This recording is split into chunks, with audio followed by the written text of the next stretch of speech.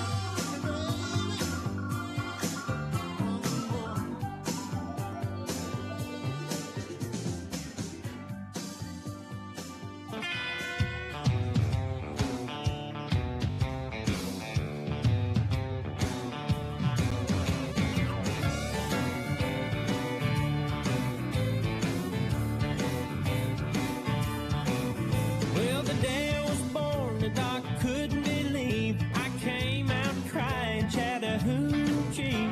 Didn't take too long after that for the hair on my head to grow long in the back. Now all the girls want me to pick 'em up when they hear me rolling by in my pickup truck. 'Cause it sounds like the radio back in 94, you know. Hook the speaker up to my soul. It sounds like the radio. Sounds like a damn good time. Soaking up some neon light. Well, it's a little bit of fiddle and a whole lot of country gold. Yeah, my whole life sounds like the radio.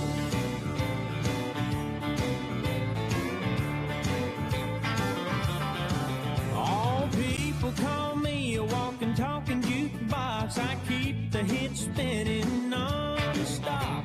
Something about a steel guitar moaning the blues makes me want to throw back a case or two. They say honky-tonk heroes go to heaven, you know. Maybe that's why everybody wants to go.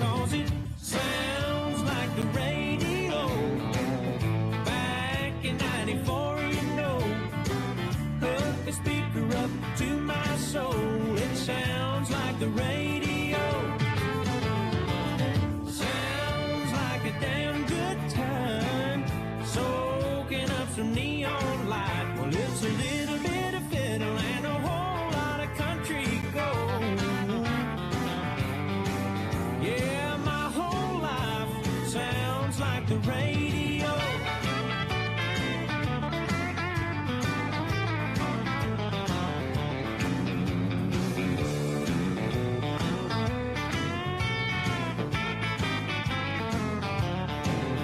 Well, when I die, lay me down in the ground next to an old beer joint with a party crowd where it sounds like the radio. Back in 94, you know, hook the speaker up to my soul. It sounds like the radio. Sounds like a damn good time. Soaking up some neon light. Well, it's a little bit of fiddle and a whole lot of country gold. Yeah, my whole life sounds like the radio. I said my whole life sounds like the radio.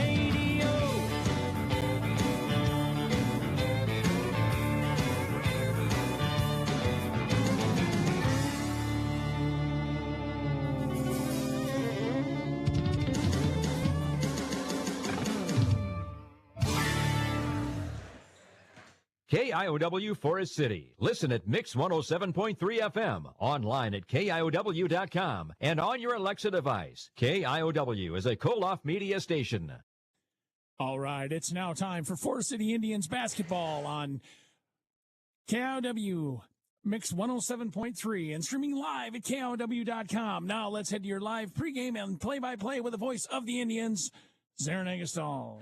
Thanks, Mel. Hello, everybody, and welcome to Eagle Grove Elementary Schools. We get set for high school boys and girls basketball this evening here on KIOW and watching worldwide at KIOW.com. First night for the high school boys, but first high school girls game number 3 for the Forest City girls basketball team this year, looking to push their record to 3-0 and looking to go 1-0 in the TIC West. This is our pregame show brought to you by KCS Customs and Kingly Construction Service in Forest City.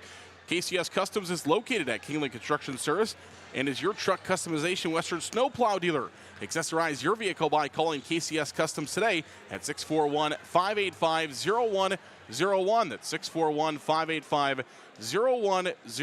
KCS Custom and Kingly Construction Service are the sponsor of today's pregame show, and we'll come back with that pregame show after a word from KCS Customs right after this.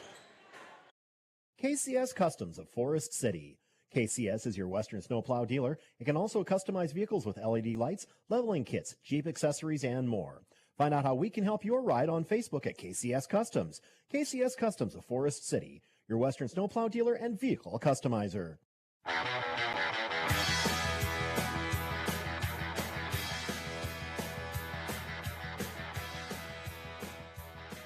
Welcome back here on KIOW and live at KIOW.com. Zarin Agastal with you this evening. High school girls basketball. It is the Eagle Grove Eagles taking on the Indians here this evening to open up conference play. And for Eagle Grove, a new start to a season, a lot of new girls, a lot of new faces on this young Eagle Grove team, but they did something to start the season that they have not done in quite some time, and that is win their opening game of the season. A team that went 0-22 last year, went 0-16 in conference play. We'll look at last year's conference standings in just a moment. They started off the season with a night number 1 victory, so Eagle Grove comes into tonight's game with a 1-0 record, along with the Indians also coming in with a 2-0 record here to start the season here in 2024, and then on to the 2025 portion of the season, the crossover there between 2024 and 2025. So a 1-0 Eagle Grove team here taking on the Indians this evening, and of course have not been into conference action yet themselves, and starting conference action here this evening. Eagle Grove started with a night number 1 victory over Southeast Valley. 49-35 was the final score in that contest. So not only just a win on night number 1 for the Eagle Grove girls basketball team, but a pretty convincing win to start the season. A 14-point victory over the Jaguars of Southeast Valley in a game that Eagle Grove led by 5 points at the end of the first quarter. They extended that lead. They led 24-10 at halftime. Southeast Valley made a little bit of a run in the third quarter, but Eagle Grove was able to fend it off and outscore them in the fourth quarter 18-14 to go on to win by a final score of 49-35. Tatum Edwards, a freshman, picked up 25 points in that game. Young freshman Tatum Edwards, a great start to her high school campaign.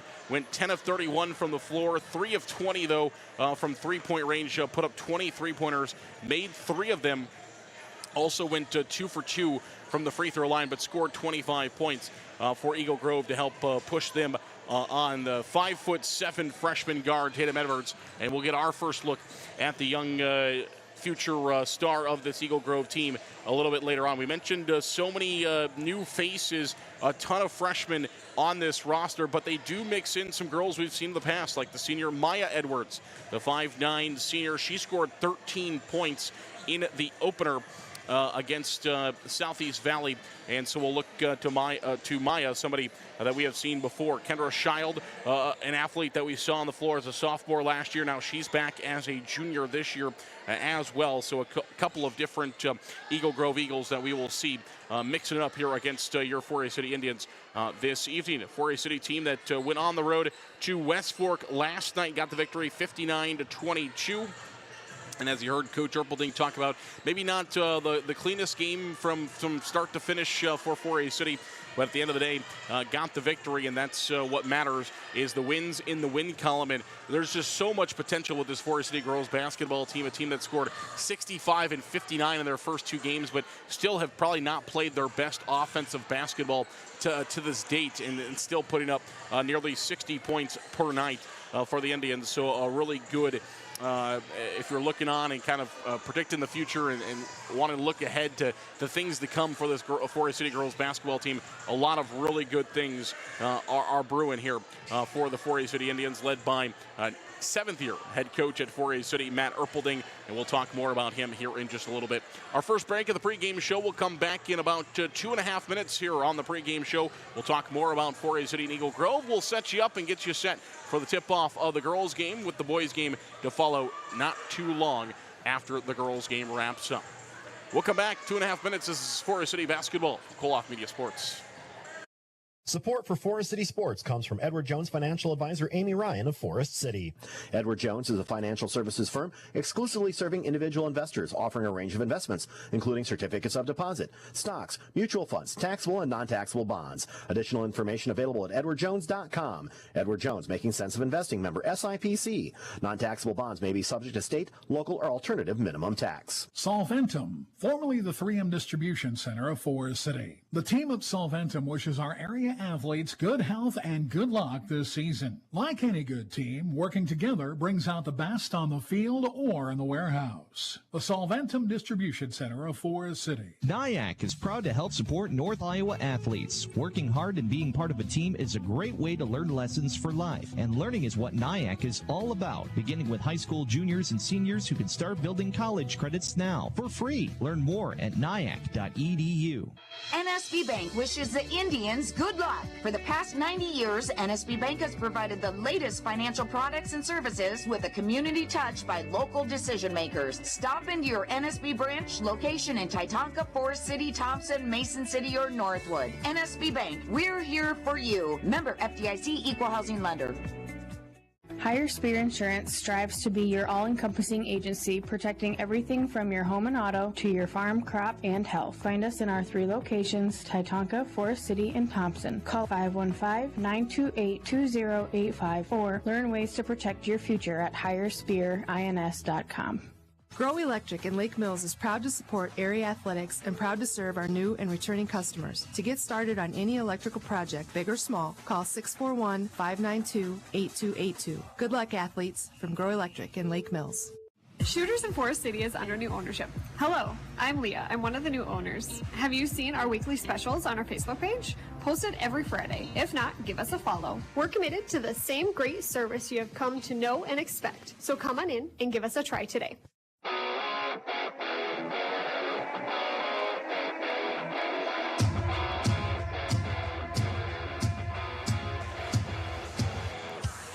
Welcome back here on KIOW, live at KIOW.com. Zarin Egestal with you tonight, getting set for 4A City and Eagle Grove, 4A City number 5 team in Class 3A. Well, let's take a look And we talked about earlier conference standings from a year ago, opening up here on conference game number 1 to start this season. Bishop Garrigan, the conference champions from a year ago, finished at 15-1. Forest City 1 game behind at 14-2 and can get off to a good start here tonight with a victory over Eagle Grove. Followed by North Union, finished in 3rd, Lake Mills in 4th, Belmont Clemmy in 5th, West Hancock finished 6th, tied with Garner Hayfield Ventura.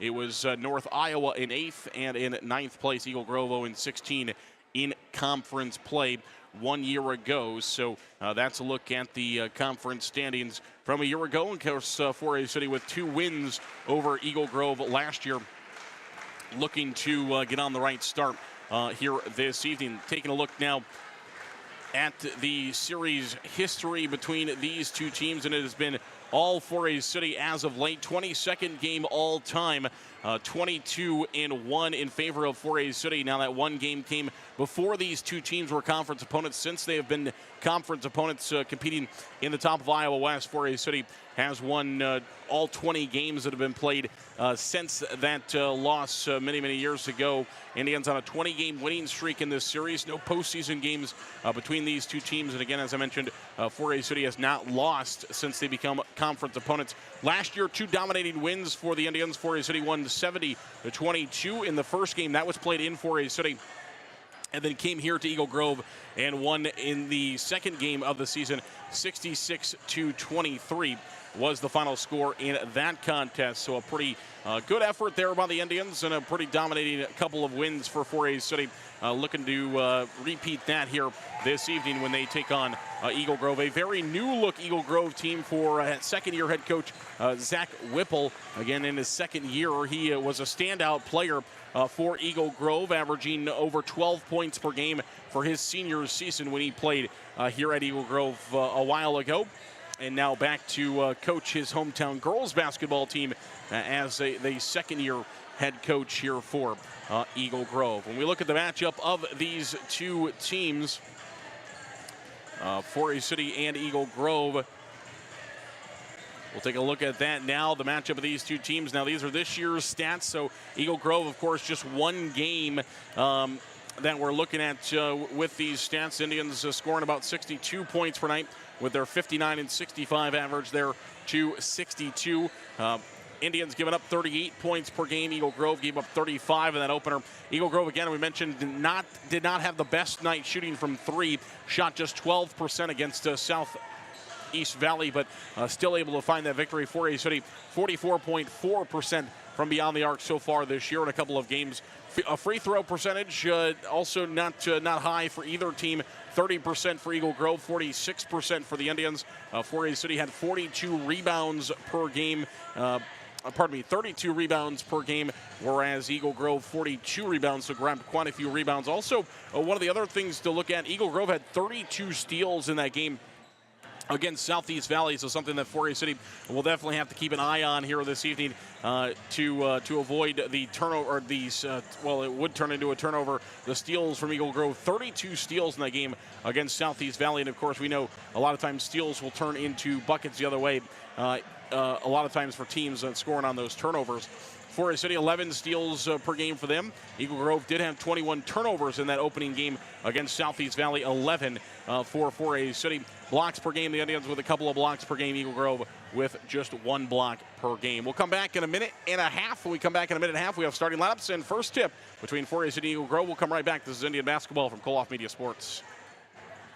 Holland Contracting in Forest City for earth moving, large or small building projects, farm drainage, directional drilling, demolition, tire and automotive shop, and more. Call the construction experts at 641-585-2231.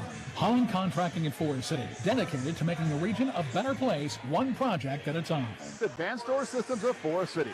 Advanced Door Systems is your Reno and CHI overhead door dealer. They also service any maker model of overhead door. Call 641-585-1900 or see them online you could go at ads-doors.com. Advanced Door Systems, the right door, the right way. Hi, Olivia here from Everyday Nutrition in Forest City, offering meal replacement shakes and energizing drinks. Our drinks offer the everyday energy and vitamins you need without the dreadful crash you get from the other drinks. But that's not all. Not sure where to start with your wellness journey? Inquire on Facebook or stop by today. Malin Egg Service of Forest City is a proud supporter of Forest City High School athletics. Nate Malin is with you from the word go. From planting to harvest, you can count on Nate. Contact him today in Forest City at 641-860-1712. Nate will help you put the right seed on your acres. 641-860-1712.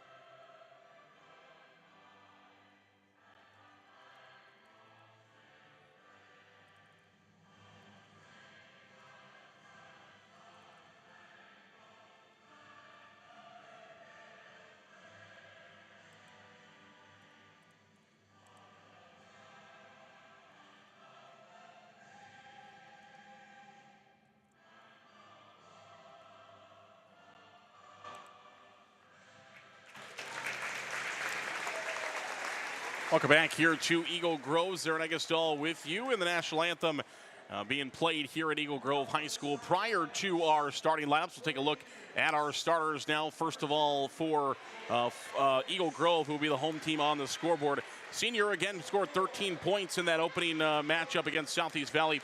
Maya Edwards, a 5'9" senior.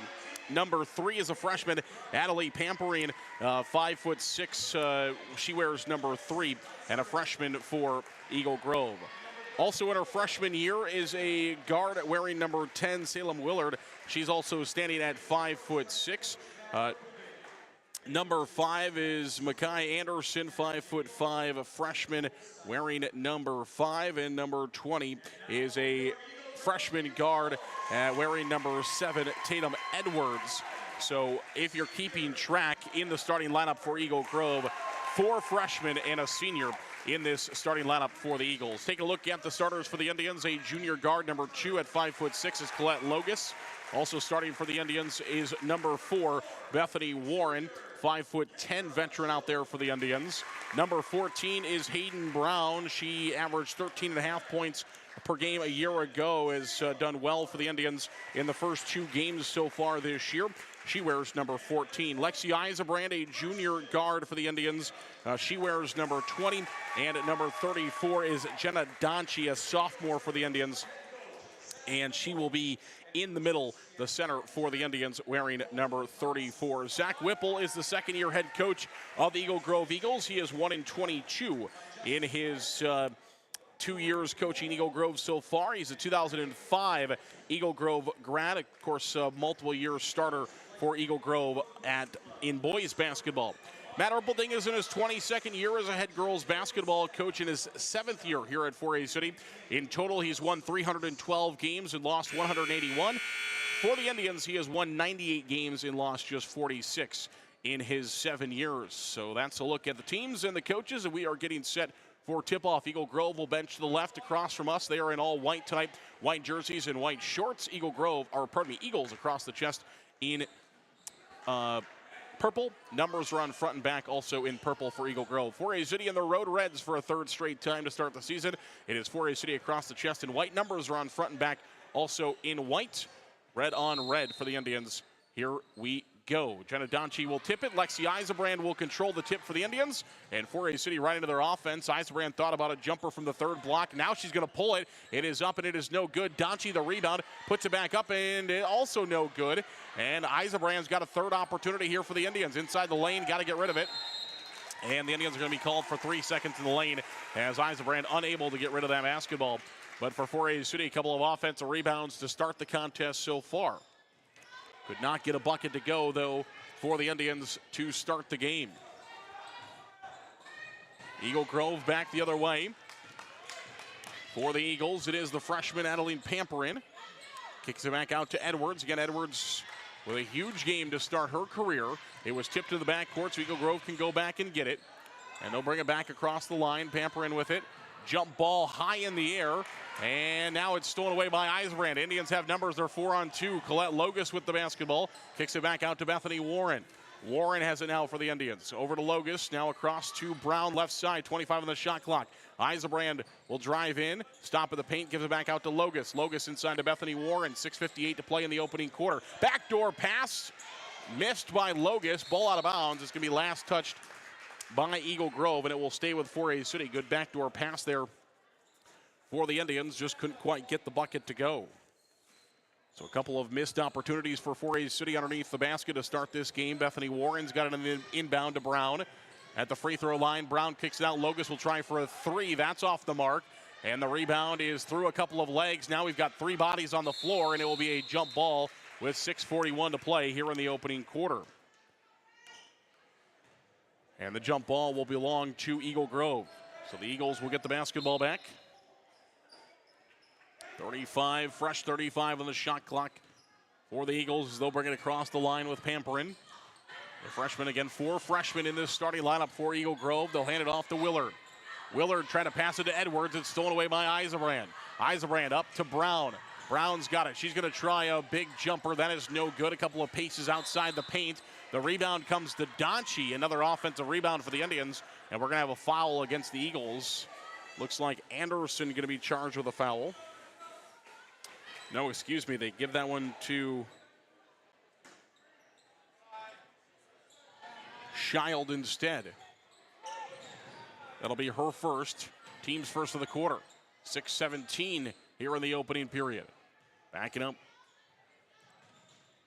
Beyond the three-point line was Eisenbrand off to Brown, now in the lane. Back out to Bethany Warren. 20 on the shot clock here for the Indians. Inside to Brown. Brown looking for two. Has her shot blocked out of bounds by the Eagles, and it will stay with 4A City. 15 seconds on the shot clock for the Indians. Exactly 6 minutes to play here in the opening quarter. Brown will be the trigger from the baseline, left side of the backboard. She'll slap the basketball and set the inbound play in motion. Good defense by Eagle Grove. Nearly forced a turnover. Donchi grabbed it, but they're going to say Donchi loses it out of bounds. And it's going to go back to Eagle Grove. The Eagle Grove defense has been suffocating so far here of the Indians' offense. And 4A City unable to get anything going to start this basketball game. Back the other way. Here comes Eagle Grove. Going to try to get something set up there. Sells an offense. Edwards has it. Edwards knocked down. It's going to be a foul called against the Indians. Bethany Warren, I believe, will be charged with her first. Either way, it's the first team foul against the Indians. It will be Bethany Warren picking up her first foul of the ball game. 5:46 to play in the opening period. Indians will inbound. Pardon me, Eagles will inbound. Bethany Warren going for a steal. She poked it out of bounds. So it'll stay with Eagle Grove. 1 second without the shot clock. It is Willard to inbound for the Eagles. Willard inbounding from the near sideline. Is able to get it into Child. This time it's over to Pamperin. Pamperin tried to pass it across the lane. Edwards ends up with it, and it'll be a three-point shot up and no good. Now to Lexi Eisenbrand on the rebound for the Indians. She will drive all the way in looking for the scoop layup. It is no good. Foul is called, and Eisenbrand will go to the free throw line trying to give 4A City their first points of the ball game with exactly 5:30 remaining here in the opening period. Eagle Grove foul will go against Willard. Her first, team second of the quarter. And the first free throw is up, and it is good by Eisenbrand. So the Indians are on the board as Lexi finds the first bucket of the ball game via the free throw. Second is up, and it is also good. 4A City has struggled a little bit from the free throw line so far this year, but good to see the first two go in by Eisenbrand. And now Eagle Grove will try to answer. Edwards, top of the key, will try for another three. No good. Off the mark. Eisenbrand eyes up the court. Will give it off to Brown. Brown inside pass to Bethany Warren. Great defensive play by the senior Maya Edwards as she comes streaking across the middle of the lane and pokes that one out of bounds to keep it easy. 2 off the board for the Indians. 5:10 now to play in the opening quarter. Brown will trigger from the baseline. 4A City inbounds, 29 on the shot clock. Logus catches. Good defense by Eagle Grove. Able to get on her right away. Nice inside pass by Donchi, but Lexi Eisenbrand unable to get the two to go. and the Indians lose it out of bounds. So 4A City comes up empty again with 5:03 remaining here in the opening period. It'll be Tatum Edwards, the freshman of the two Edwards, who will bring the ball across the line. Dribbling with it, will hand it off to Willer. Across the court now to Pamperin. Gives it back to Willer. Trying to feed inside to Child, and Child lost it out of bounds. And it will go back to 4A City with 4:45 to play here in the first quarter. 2-0 the lead in favor of the Indians, both via the free throw line for Lexi Eisenbrand. Logus will bring it across the line. It is Brown top of the key. Brown open from the free throw line. Nobody got there to guard her, but she's unable to get it to go as it is off the mark, off the heel of the rim.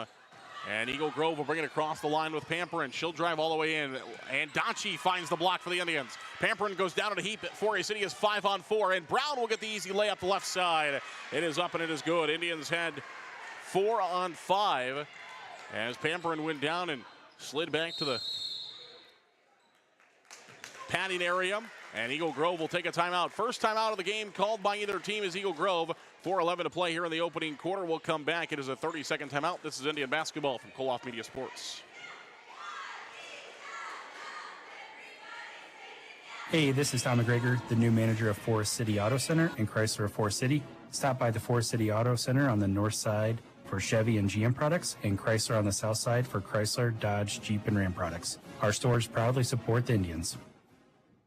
Lucas Woogie is your locally owned Cornelius Seed dealer here in Forest City. Cornelius Seed, an Iowa-based company, has a full line of corn and soybeans. Call Lucas today at 641-860-0595. Plant it, profit. Cornelius Seed from Lucas Woogie. Back here to Eagle Grove Elementary School as the Indians lead 4-0 over Eagle Grove with 4:10 to play. Inside, wide open pass. It's up and it is good. Maya Edwards will score. And Eagle Grove has cut the Indians' lead in half. Now 4-2.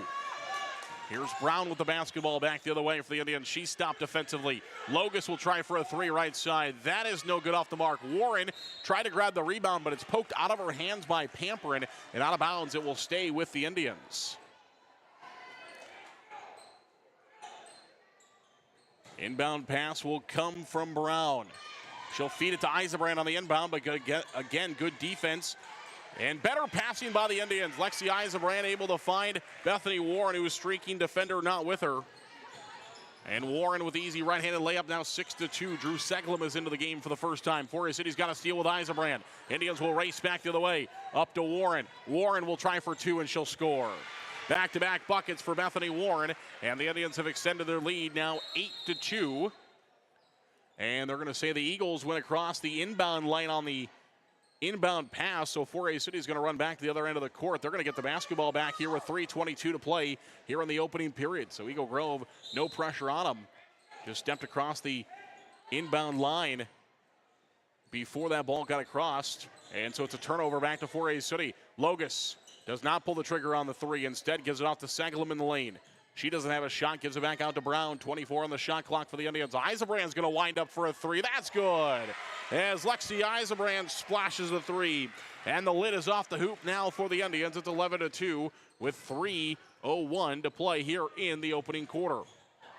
Pamperin with the basketball. Picks up her dribble near the half-court line. 4A City trying to get a steal out of her. Instead, Eagle Grove just throws it away as Edwards trying to feed it inside to Child, and it goes out of bounds, and it will go back to 4A City. Brenna Geeson will check in for the Indians.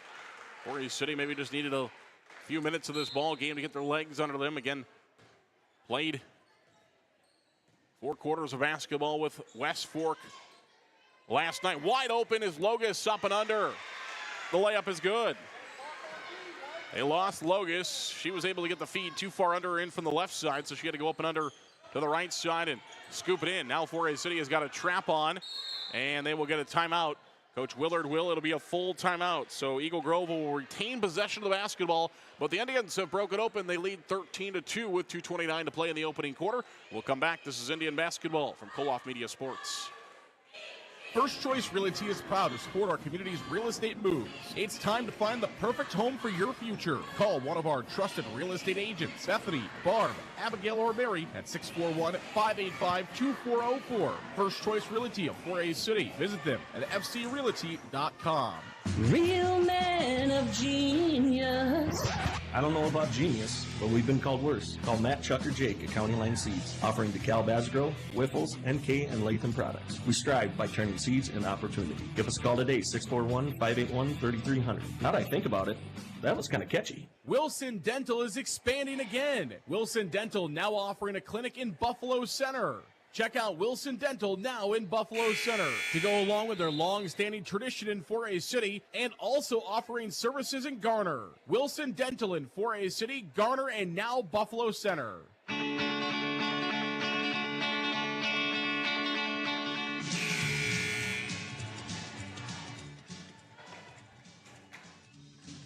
Welcome back here on KIOW, live at KenneB.com. Zaron Agastal with you here this evening as the Indians lead by a score of 13-2 with 2:29 to play in the opening quarter.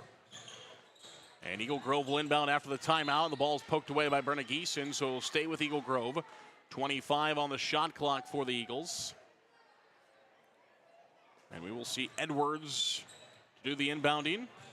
Trying to get it into Child. Segalum pokes it out of bounds, so again it will stay with Eagle Grove. Now 24 seconds on the shot clock as the second rolls off on the inbound pass. Again, same spot. Third time Eagle Grove will try to inbound this basketball. They do get it in this time to Pamperin.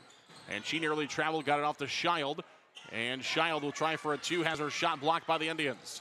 Segalum's got it for 4A City, and Segalum is trapped to the back, trying to get it off to a ball handler. She does to Eisenbrand. It's stolen by Edwards, but Edwards stepped on the out-of-bounds line, so it goes back to 4A City. Edwards got the steal, but as she got the steal, she stepped on the out-of-bounds line. And so it'll go right back to 4A City, and Logus will bring it across the line with 2:09 to play here in the first quarter. Segalum with the basketball, guarded by Child. Now off to Geeson. Geeson at the free throw line, kicks it out. Logus wide open for a three. Logus, and that is good. Left Colette Logus wide open on the left side. Lost her defensively. She's got 5, and the Indians lead 16-2. 150. Oh, it's going to be a kick ball by Eisenbrand as Eisenbrand punted that one back the other way. Just got her foot out in front of the pass. It will stay with Eagle Grove. Caden Slutton is in for the Indians. The 5'7" junior is in for Eisenbrand, who goes to the bench for the Indians. Eagle Grove will inbound to the backcourt. Pamperin will bring the ball across the line. No subs so far tonight for Eagle Grove. It's been the same 5 all night. Wide open, good pass inside, and the bucket will go for Maya Edwards, her second of the ball game. She got all 4 of Eagle Grove's points. Back the other way now. Left side of your radio dial.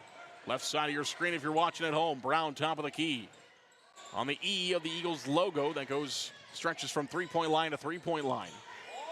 Sledden will get called for a travel, and Eagle Grove will get it right back. Eagles logo at center court. Big eagle head in the center of it, but then spelled out E-A-G-L-E-S. And the E and the S are nearly touching the opposite three-point lines. Brown now has got a steal for the Indians, and Brown will work out of a couple of defenders. 4A City's got numbers. Up to Segalum. Segalum, good pass to Geeson, and she'll try to find a 2. It's no good. The rebound this time is fought for, and Eagle Grove throws it out of bounds. That will stay with 4A City. 58 seconds, 58.7 to be exact, remaining here in the opening quarter. And Brown will inbound from the baseline for the Indians. Brown set to trigger from the baseline, right side of the backboard. Into Logus. Logus into Geeson. Geeson will try this time, and she gets it to go from the right side. Good pass and assist for Logus. Now 18-4 in favor of the Indians. Basketball in the hands of Pamperin. Pamperin gives it off to Willard. Willard back out to Edwards, will try for a 3. That's off the mark, no good. Rebound put back up is no good by Edwards. That's Maya Edwards, but Eagle Grove retains possession. 4A City couldn't get the handle on it. Now Brown going for a steal. Off to Maya Edwards, inside 2-point basket, blocked by Sletton, but the rebound by Child is up and it is in.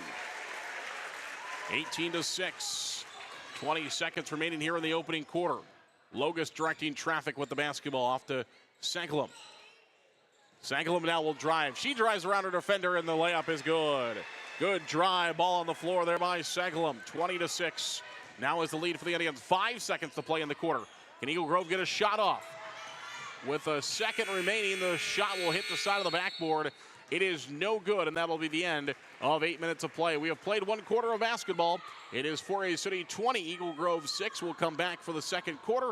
Right after this is Indian basketball from Koloff Media Sports. HR Block is proud to support Forest City's high school sports teams by donating $3 for every three-pointer made this year to Forest City's athletic fund. Come see us for all your personal income tax needs, business tax, bookkeeping, or payroll needs. Call us in Forest City, 641-585-3751, or in Garner, 641-923-3169. A&W Restaurant in Forest City. A&W has delicious burgers, cheese curds, onion rings, chicken tenders, and more available daily from 11 a.m. to 9 p.m. Finish your meal with a tasty root beer float, shake, polar swirl, or soft serve ice cream. A&W, where the food is as good as the root beer. Highway 69 North in Forest City. Custom Paint and Collision of Forest City. Corey and his staff have nearly 50 years of body shop experience and can fix just about anything on the road. They give free estimates and also carry car batteries and windshield wipers. Located on Highway 69 just south of Forest City, it's Custom Paint and Collision, your body shop. Back here to Eagle Grove Elementary School, Sarah Negastal with you. Our first half today is brought to you by our friends at A&W Family Restaurants in Forest City. Right now is a great time for a break and a tasty treat from A&W. Root beer floats, shakes, polar swirls, and more. See them on Highway 69 North in Forest City today. A&W sponsors the first half of basketball. Of course, first quarter is in the books. Second quarter also brought to you by our friends at A&W is coming up here just momentarily. 20-6 is the lead in favor of the Indians, and they will start with the basketball here in quarter number 2. And we are good to go now. Waiting for a moment. We are underway now here in the second quarter. It is Sangalum going to try for another one. This time she tried to pass it off to Eisenbrand. I don't think Eisenbrand was ready for the pass, though, and it goes out of bounds. Sangalum drove a moment ago, and she was able to get all the way to the hoop. This time she tried to pass it off to Lexi, and nobody was home, so the ball goes out of bounds. 7:52 to play second quarter. Eagle Grove, couple of substitutions for the first time tonight. Another freshman, Ellie Lenning, is in, a 5'6" freshman. And also into the ball game is a sophomore, Holly Anderson. So Anderson and Lenning in for the first time tonight here for Eagle Grove. Second quarter action. Tatum Edwards with it. We'll give it off to Pamperin. Pamperin at the free throw line, trying to feed inside to Child. Instead, it's stolen away by Geeson, and Geeson's running the other way. Geeson stops left side of the paint off to Sangalum. Sangalum to Sletton. Now Sletton will drive in. She'll try. No, she doesn't pull the trigger on a two. Instead, she passes back out to Warren. Here's Geeson with the basketball left side. Geeson at the Eagles logo at center court. Now we'll get back into the offense.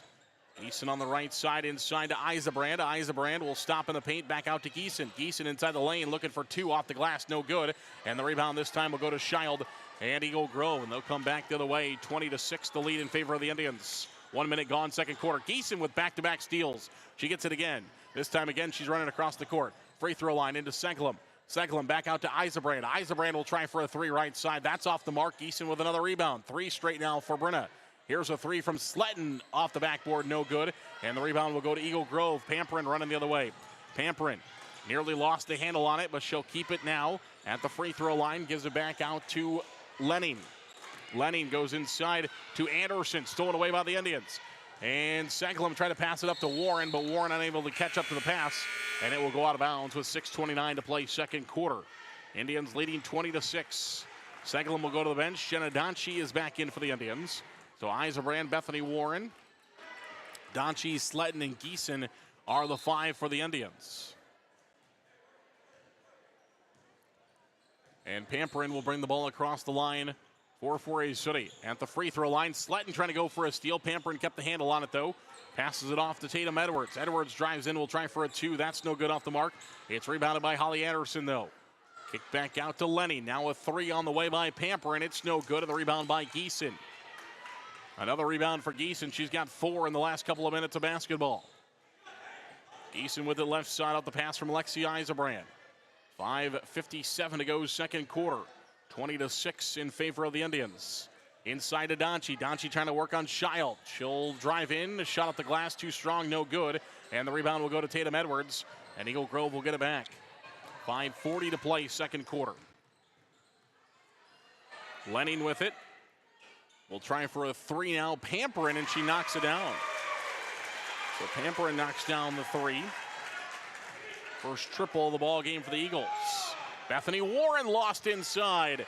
Indians quickly back to the way. Warren's got 6. The Indians 22, 22-9. 5:17 to play, second quarter. Back to the right side now with Eagle Grove. It is Lenning with the basketball. Here's a three by Edwards. That's no good off the mark. Donchie trying to go for a rebound, and they're going to call foul on Child, kind of pulling Donchie down. So Kendra Child will pick up her second foul of the ball game. It'll be foul number 1 for Eagle Grove in the second quarter. 5:07 to play, second quarter. It's Logus Brown back in. The Indians starters are in now. Logus on a good backdoor feed to Eisenbrand, cutting to the hoop. First 2-point field goal for Lexi. 24-9 now is the Indians' lead. And Lexi going for a steal, but she tipped it out of bounds, so it'll stay with Eagle Grove. Eagles will bring Maya Edwards, the senior, back in. 5'9" senior. Child will go to the bench for the first time tonight. And it'll be Tatum Edwards who will inbound the basketball. And it's stolen away by the Indians. Bethany Warren's got it to Brown. Tic-tac-toe, passing to Logus, streaking to the hoop, and she scores. Warren to Brown to Logus. 26-9 now is the Indians' lead. Eagle Grove back with it. In the hands of Pamperin, top of the key, and she traveled. We're going the other way. 4:31 to play, second quarter. It'll be Brown who will inbound the basketball for the Indians. And Logus will direct traffic and bark out the offense for Fort Hays City. It's Donchie who's got it near the three-point line. Donchie gives it off to Eisenbrand, top of the key. Eisenbrand feeds back inside to Donchie. Donchie looking for 2. It is no good. They were going to wave off the basket anyway. Foul on the floor against the Eagles. And the foul will go against Anderson. That'll be her first foul, second team foul against the Eagles here in the quarter. It'll be Brown who will inbound to Warren. Top of the key, Brown back to Logus. Logus will try for a 3 right side. That's no good off the mark. Eisenbrand trying to chase down the rebound, unable to get to it. Actually a full Eagle mascot there, standing with the cheerleaders. So Lexi Eisenbrand met the Eagle as she went crashing into the Eagle trying to save that basketball.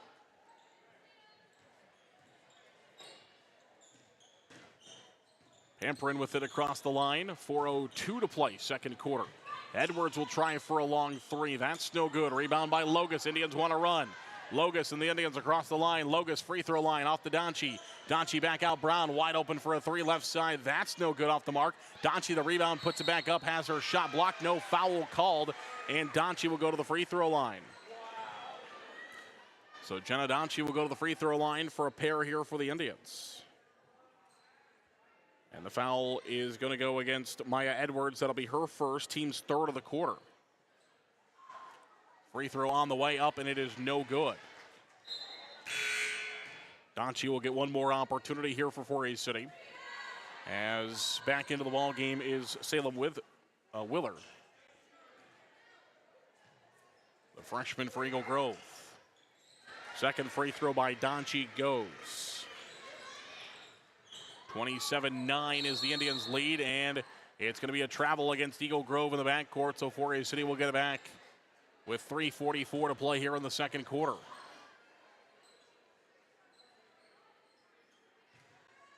And they'll inbound from their side of the court, front court inbound for the Indians. Brown gets it into Eisenbrand to Logus. Logus inside the lane. Gets it back to Bethany Warren. Warren off to Brown. Brown on the big E logo. Back to Logus. She'll set her feet and try for a 3. No good. Rebound is tipped out by Bethany Warren, but into the hands of Tatum Edwards. And so Edwards and Eagle Grove will get the basketball back. Pamperin brings it across the line to Edwards, and Edwards nearly mishandled it. Now she does. The first time she got her mishandle back, this time unable to, as that ball will go out of bounds. 27-9, 3:18 to play here in the second quarter. Across the line is Logus, top of the key. Hands it off to Isebrand at the free throw line. The give and go. Isebrand makes one miss. She'll turn around and try for a 2, and she scores. Good job by Lexi. 29-9 now the lead for the Indians with 3:02 to play in the second quarter. Pamperin with the basketball. And a travel is going to be called here against the Eagles. As we'll see Sophia Reese into the ball game for the first time tonight. Dachi will go to the bench. So it's Brown, Logus, Warren, Reese, and Isebrand, the 5 for the Indians. 2:50 to play second quarter. And Logus will bring it over to the near side. Now cut back to the far side, trying to get her offense open. Brown top of the key at the free throw line. Brown will drive in, try for a tough 2, no good. And the rebound is poked out of bounds. Oh. Sure looked like Edwards reached in and poked that one out, but they're going to say no, it was just lost by Brown instead. So Eagle Grove will get the basketball back. And they'll try to bring it across the line, stuck in the backcourt. Now they get across to Edwards. At the free throw line is Anderson, out for a 3. That is no good, off the mark by Willard. And the Indians have the rebound. Logus brings it across. Forest City does not have numbers. They are 2 on 4 the wrong way. Brown, now everybody catches up. Warren with it. Warren inside the lane will try an up and under post move, and she scores. Warren's got 8. Now 31-9. 2:02 to play here in the second quarter. Basketball in the hands of Pamperin. Pamperin gives it back out to Willard. Ball is off the Indians' foot into the backcourt. And Forest City will chase it down. Logus has got it now in the front court. Her 2 no good. Rebound by Eagle Grove by Edwards. And Edwards will bring it across the line. Tatum Edwards for Eagle Grove.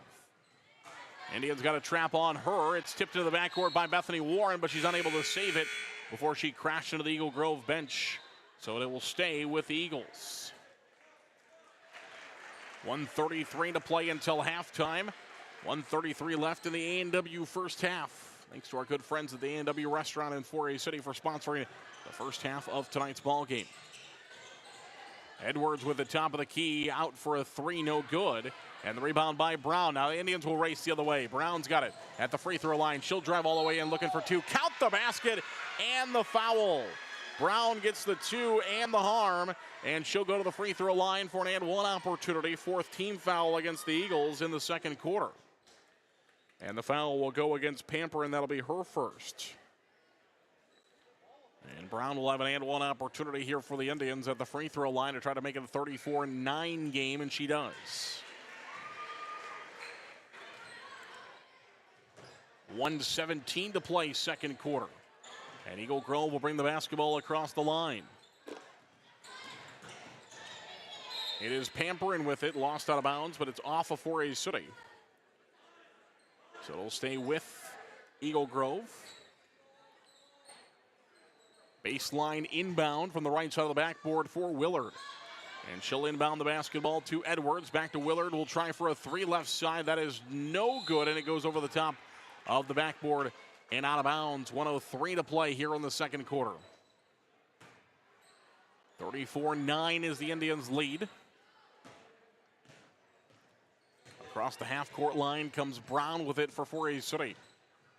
Brown top of the key. Now she'll be into the Indians' offense. At the free throw line, Logus will try for a 2. It's in and out, no good. And the rebound will go to Eagle Grove. Here come the Eagles with it. Edwards has the basketball, and she'll bring it across the line. Now it's stolen by Logus. Logus will try for a 2. It's up, and it is good. So Colette Logus with the steal in the basket for the Indians. Now 36-9 is the lead. It is Willard who will bring it across the line. And Willard throws it away, so 4A City will get it back with the shot clock off and 26 seconds left here in quarter number 2. Indians defense held West Fork to just 6 points in the first half last week. Have now held Eagle Grove to 9 points so far here in the first half of this basketball game. Eagle Grove defense was tough on the Indians in the first quarter, but 4A City has really picked it up here in the second. Segelum's got it inside, wide open 2 for Logus. It goes with 6 seconds to play. Eagle Grove still has a chance here. Now 3, still trying to inbound it with 1. From half court, the shot is up. It's good if it goes, but it is short of the rim, and we go to halftime. At the half, Indians of Forest City 38, Eagle Grove 9. We'll come back for our halftime show brought to you by Waldorf University. Waldorf supports our local athletes and looks forward to helping them further their educations and their careers. Find out how to become a Warrior today at waldorf.edu. That's waldorf.edu to learn how to become a Warrior today. We'll come back with the halftime show in about a minute and a half here on KIOW and liveacademy.com. Discover Waldorf University in Forest City, where your passion meets opportunity. With scholarships available up to full tuition, a wide range of athletics, fine arts, and over 35 clubs and organizations, there's something for everyone. Whether on campus or online, experience the support of a community that feels like home. Learn more today at waldorf.edu. A&W Restaurant in Forest City. A&W has delicious burgers, cheese curds, onion rings, chicken tenders, and more available daily from 11 a.m. to 9 p.m. Finish your meal with a tasty root beer float, shake, polar swirl, or soft serve ice cream. A&W, where the food is as good as the root beer. Highway 69 North in Forest City. FCIS Insurance is proud to support our local athletes throughout the year. Let FCIS be your partner, not just your agent, helping you with all your insurance needs. With multiple carriers, we can get you the best coverage for the best price. Call us today at 800-331-1520. Good luck, Indians, from FCIS Insurance. Forest City Family Dentistry, downtown on J Street. Dr. Layla can now place crowns in one visit. No clumsy temporary or return appointment needed. Also ask us about replacing missing teeth with affordable dental implants. Visit the place that puts a smile on your face. Forest City Family Dentistry. Call 585-4636.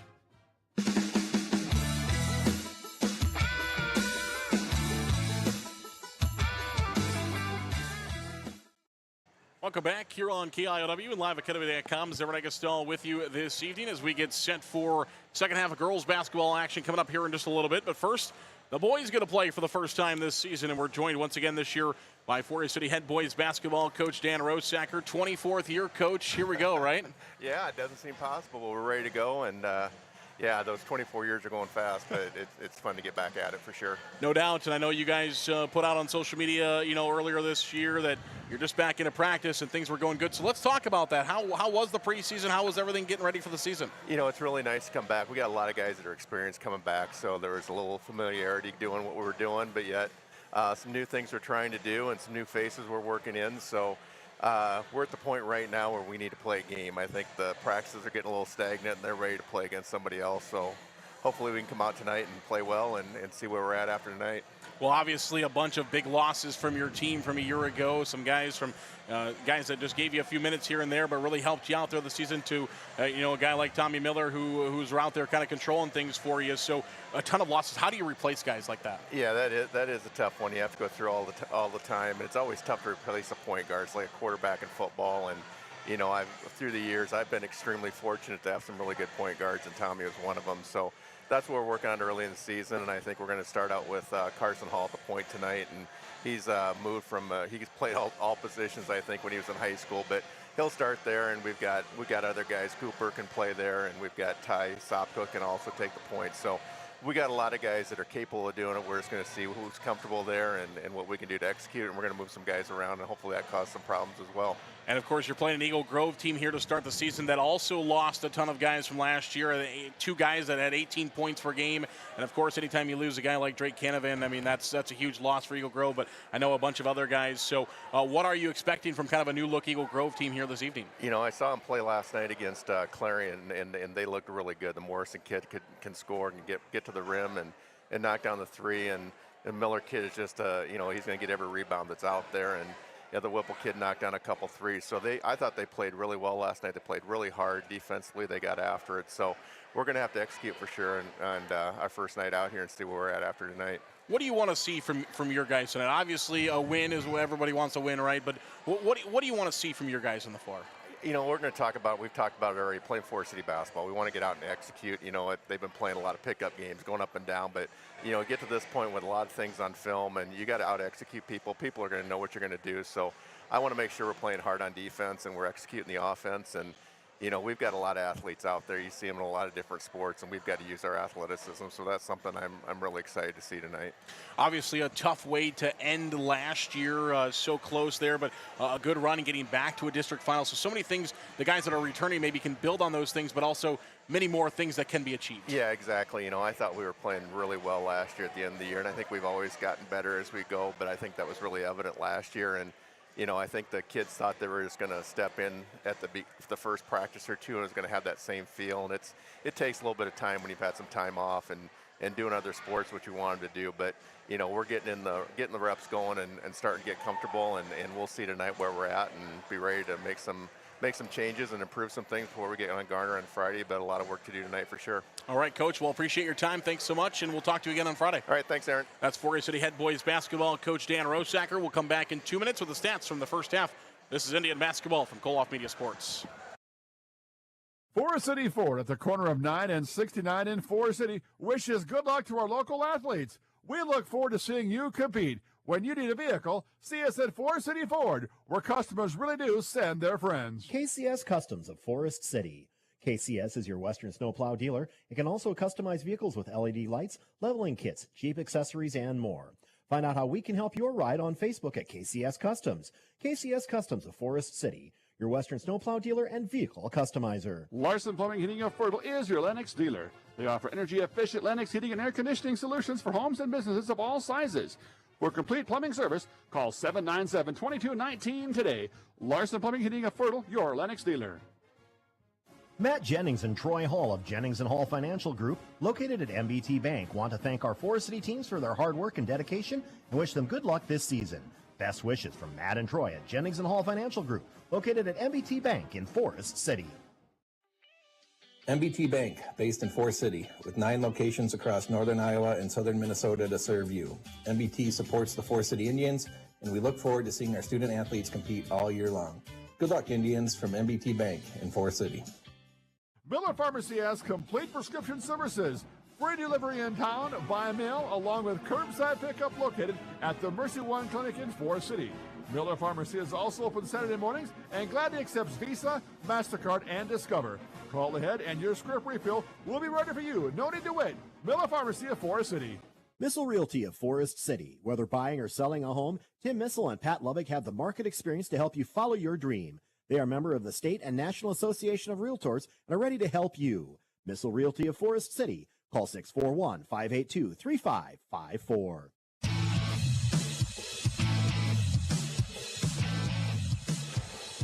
Welcome back here on KIOW and liveacademy.com. Zarin Agostell with you. Our stats in the first half. Forest City with the lead in the ball game, 38-9. As we're back here getting ready for girls basketball second half.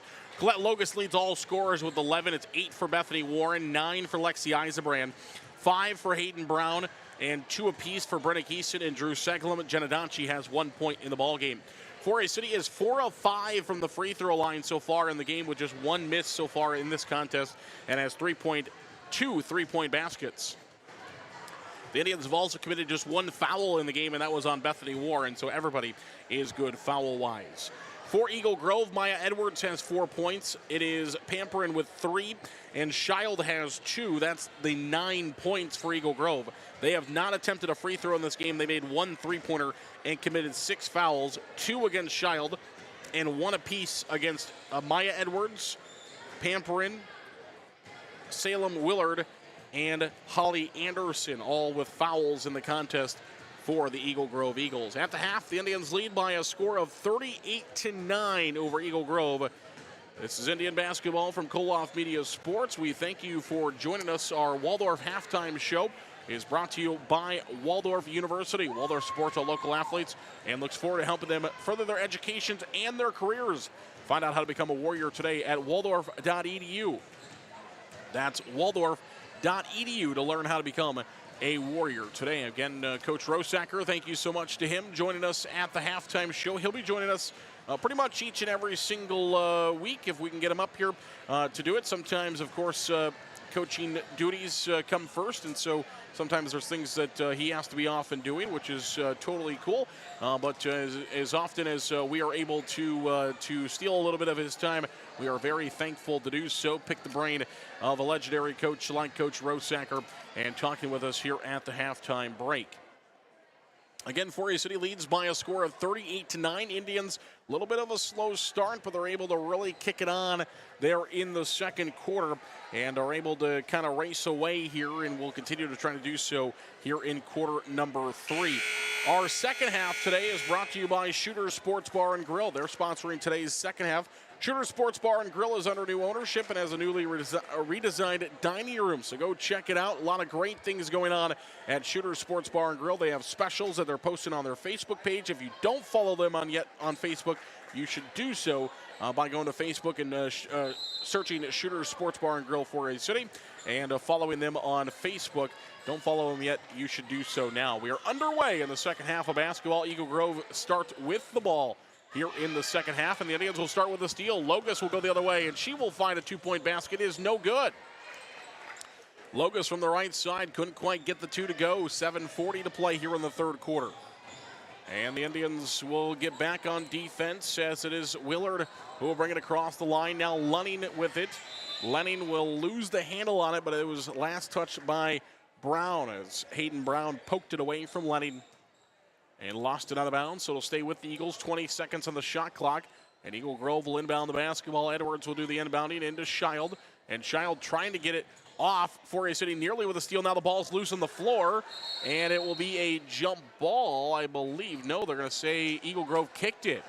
So before the jump ball, Salem Willard tried to kick it off to one of her teammates to grab it away from Jenna Donchi, and they're going to call it kick ball, and it will go back to Fourier City.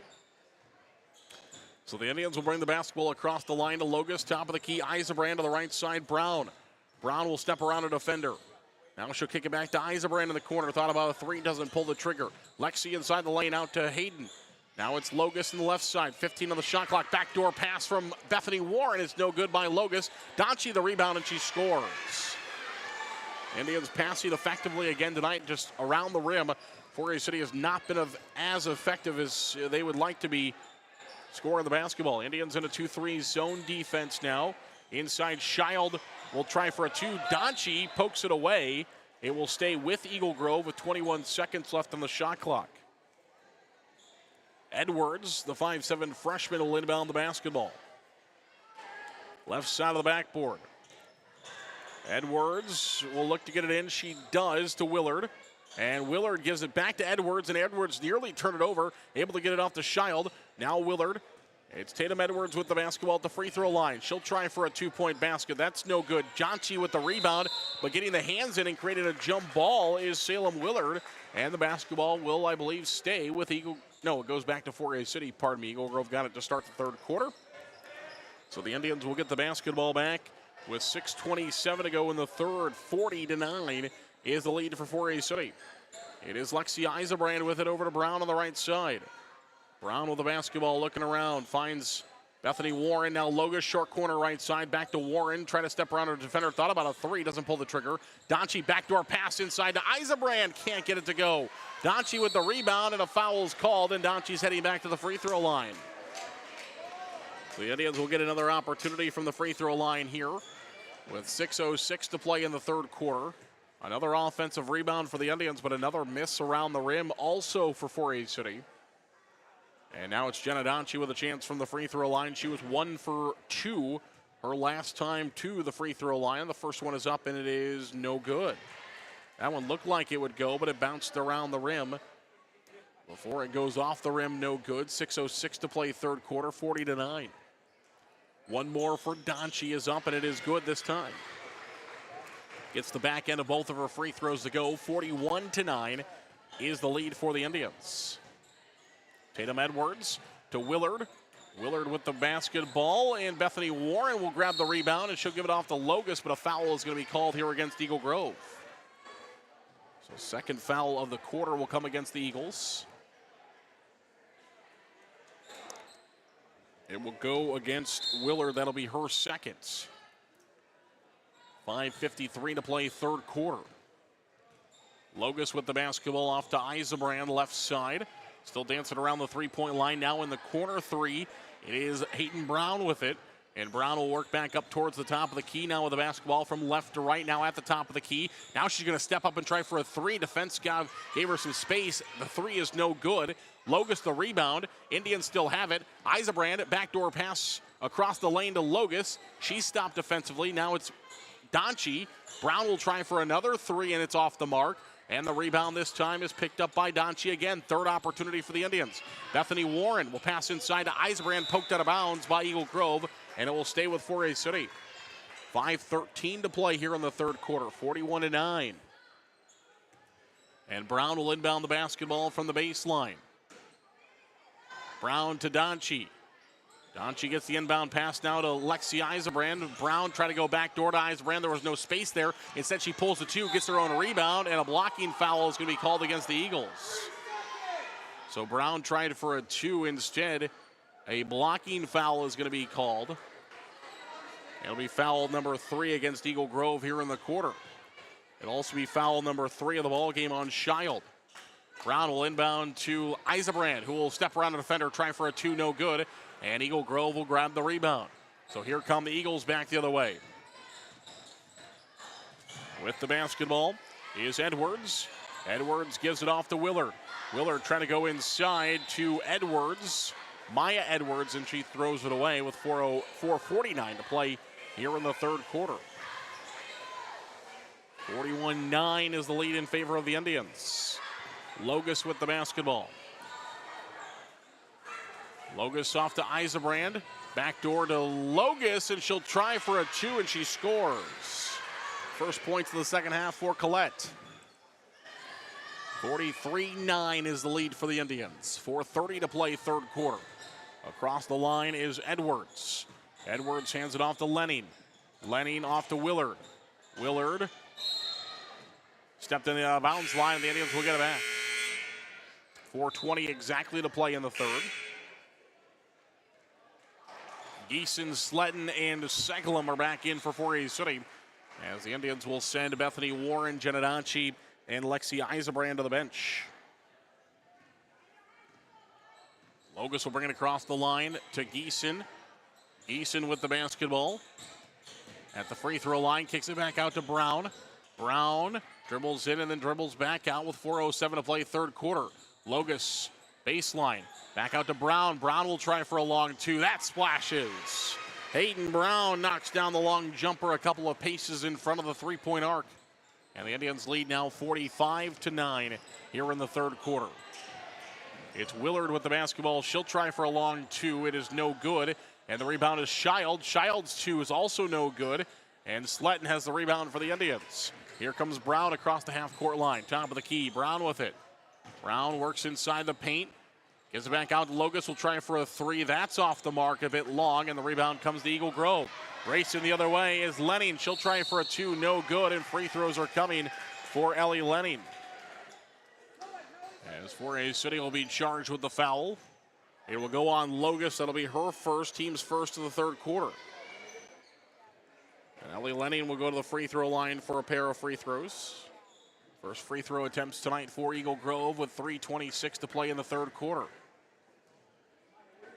And Lenning's free throw is up, and it is no good.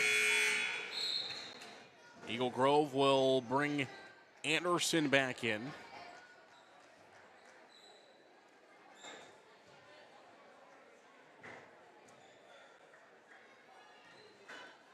One more for Lenning. Her free throw is up, and it is good. 45-10 now the lead is of the Indians. Geeson will drive in, stop before the paints. Kicks it back out to Brown. Brown in the corner to Logus. To Sletton, back to Logus. Top of the key now, it's Seglum with the basketball. Seglum steps around the defender inside to Brown. Brown for two, her shot no good. But she'll get fouled and she'll go to the free throw line for the Indians. Fourth foul against Eagle Grove of the quarter. And Brown at the free throw line for a pair. The foul is charged to Maya Edwards, which is her third. And Hayden Brown's back at the free throw line for the Indians. First free throw is up, and it is good. Brown now 2 for 2 from the free throw line. Had an and one opportunity earlier that she was able to get to go. Holly Anderson, the 5'6" sophomore, checks back in. Combo guard. Second free throw is up, and it is also good. And the lead now for the Indians is 47-10. This is Tatum Edwards towing the out-of-bounds line, but she stepped on it. Trying to drive on the baseline. Tiptoe that line, but just stepped on it. And it will go back to Forest City, 47-10 as the Indians lead with 2:40 to play here in the third quarter. Aubrey Miller is in for the Indians, and she'll have the basketball. Indians are setting up into their offense. Miller to Senglum at the free throw line, back to Miller. Miller kicks it out to Brown. Brown will try for a three left side. That's no good. And the rebounds will go to Tatum Edwards. Edwards brings the ball across the line. Stolen by Geeson. Another steal for Geeson. Up to Brown, streaking the other way. And Brown will try for a two, and she scores. So Hayden Brown will have the two-point basket for the Indians. 49-10 now the lead. 2:07 to play in the third quarter. And timeout will be called. There'll be a full timeout for Eagle Grove. Their third timeout of the ball game. 49-10 is the Indians lead. 2:04 to play here in the third quarter. We'll take a break. We'll come back. This is Indian basketball from Koloff Media Sports. The Super Bowl in Forest City is open for league and open bowling with Cosmic Bowling Friday and Saturday nights. Enjoy food from the grill or delicious Bucchese pizza to complete your experience. The Super Bowl, Highway 9 East of Forest City. Discover Waldorf University in Forest City, where your passion meets opportunity. With scholarships available up to full tuition, a wide range of athletics, fine arts, and over 35 clubs and organizations, there's something for everyone. Whether on campus or online, experience the support of a community that feels like home. Learn more today at waldorf.edu. Shooters in Forest City is under new ownership. Hello, I'm Leah. I'm one of the new owners. Have you seen our weekly specials on our Facebook page? Posted every Friday. If not, give us a follow. We're committed to the same great service you have come to know and expect. So come on in and give us a try today.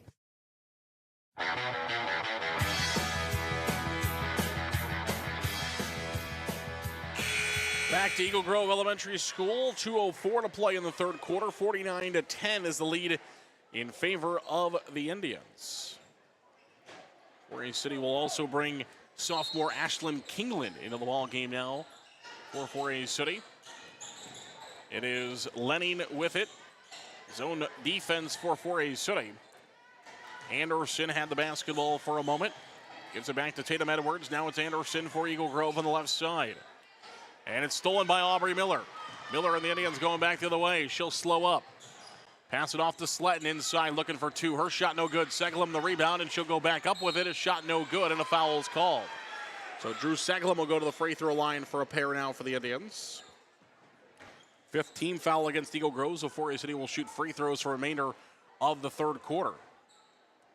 The foul for Edwards will be her first. Again, the 10th foul called, or pardon me, the 5th foul called against Eagle Grove. Ryan Ettinger is in now. Sophomore wears 44, 5'10" center. She'll come in. Seglum's free throw is up, and it is also no good. And the rebound goes to Eagle Grove, 49-10. Now it's stolen by Geeson, and Geeson is run over. Holly Anderson will get charged with a foul. That'll be her second. Forest City will shoot free throws, as that will be the 6th team foul against the Eagles in the quarter. Anderson's second. It'll be 2 free throws for Geeson. The first one is up, and it is good. So Geeson will get one more free throw. It's on the way, it's up, and it is no good. Seglum the rebound, though, an offensive opportunity for the Indians. Oh, they turn it over. Tatum Edwards has the steal. Here comes Edwards back the other way. Might have traveled, but the shot goes. 50-12 is the lead now for the Indians. Seglum with the basketball. Short corner. Out to Aubrey Miller, who will try the three for the Indians. That is off the mark, no good. Sletton the rebound, puts it back up, and she scores. Caden Sletton gets the 2 to go. Her first bucket of the ball game. 52-12 now. 55 seconds to play in the third quarter. And it's stolen by Sletton off to Aubrey Miller. Miller across the half-court line will stop with it, give it off to Geeson. Geeson inside to Sletton. Good defense by Eagle Grove, getting back. Now Aubrey Miller kicks it out. Kingland will try for a long two. That's good. 2-point basket for Kingland. As her foot was on the line, so it's not a three, just a two. 54-12. It is Anderson with it. Inside to Edengert, gives it back out. Edwards will try for a three. That's no good. Sletton going up for a rebound. We're going to have a jump ball possession arrow in favor of 4A City with 17 seconds to play in the third quarter. 54-12. Or I guess the possession arrow was wrong. Excuse me. I was looking at the possession arrow on the scorers table, which was in favor of 4A City, but they gave the ball to Eagle Grove, so that must have been wrong. Of course, the official score at the scorers table corrected and said no, it's Eagle Grove basketball, and the shot at the buzzer is up, and it is no good. We head into the fourth quarter. 4A City leading by a score of 54-12 over Eagle Grove here in high school girls basketball action this evening. We'll come back in 1 minute for the fourth and final quarter. This is Indian basketball from Koloff Media Sports.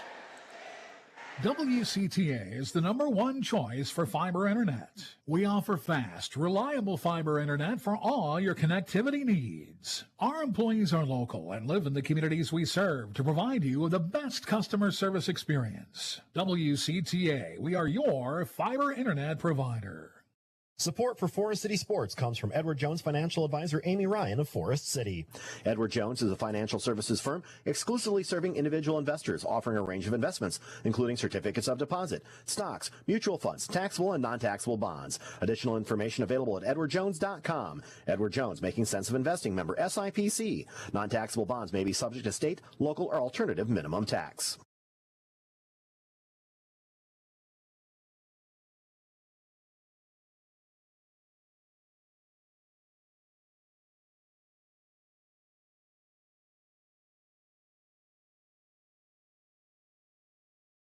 Welcome back here to Eagle Grove. 54-12 is the lead in favor of the Eagles. Or pardon me, in favor of the Indians over the Eagles. And 4A City will start the fourth quarter with all different in. Sophia Reese was in earlier. Her three-point shot is no good. Riley Miller is also in with Aubrey Miller. Stella LaCour is in. Kingland stays in. Reese and then Riley Miller are the five out there for the Indians with 7:35 to play here in the fourth quarter. 2-point basket, no good. Rebound by Eagle Grove. Reese was trying to get a jump ball, didn't get it. 3-point basket is up and good by Tatum Edwards. Her first three of the half. Back the other way comes Ashlyn Kingland for the Indians. Hands it off to Riley Miller. Inside to Reese. Reese backdoor to Miller. Back to Miller. That was Riley Miller out to Reese for a three. That's up and no good. Ball was poked out of bounds by the Indians. Kingland tried to get in and grab the rebound. Instead, it was knocked out, and Eagle Grove will get it back. 54-12 is the score in favor of the Indians.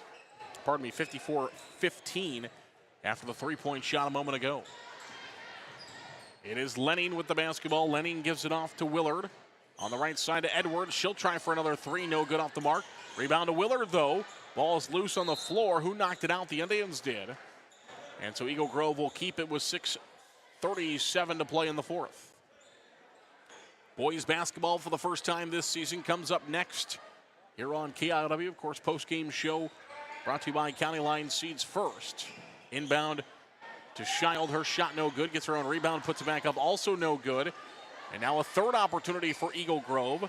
Top of the key. Three on the way is missing everything. And no good. And the Indians will get it back this time. 6:11 to play now in the fourth. Continuous clock is on. 54-15 in favor of 4A City. Aubrey Miller on the right side. She's going to try for a three. That is just short off the mark. Riley Miller, the rebound for the Indians, though. Gets it back out to LaCour. She wants to try for a three. That's good. And Stella LaCour bangs a three for the Indians. First points of the season for her. 57-15 now the lead. 5:46 to play in the fourth. It is Lenning with the basketball on the right side. Lenning hands it off to Edwards. And we've got a foul on the floor against the Indians. And I believe Kingland going to be charged with it. She is. So Ashlyn Kingland is charged with the foul. Only the third foul of the game against the Indians. First of the fourth quarter. Inbound pass will be out to Lenning. Now Maya Edwards, Tatum Edwards trying to give it back to Maya Edwards, stolen by Kingland. Kingland brings it across the line to LaCour. And she trying to feed it into Reese, but Reese was not ready for the pass, or not expecting the pass, I should say. As she was heading out to the far right side. And the pass goes out of bounds. 57-15 is the Indians lead with 4:50 to play here in the fourth quarter. And Reese will go to the bench for the Indians. In favor of Emerson Moore, who is in for 4A City. It is Anderson who will bring it across. Lenning lost the handle on it. Avery Jerome was also in for the Indians. And Emerson Moore will bring the ball across the line for 4A City at the free throw line. Trying to give it to Jerome. Got it back to Moore. Out to LaCour. Will try for another three. Oh, banked nearly in. It went in and out. No good. Rebound to Moore. Gives it back to LaCour. Jerome the rebound and the follow goes. Jerome will score for the Indians.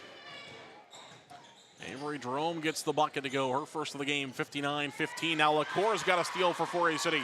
And LaCour will go the other way. Oh, she carried it before she got to the rim. And so the carrying is called.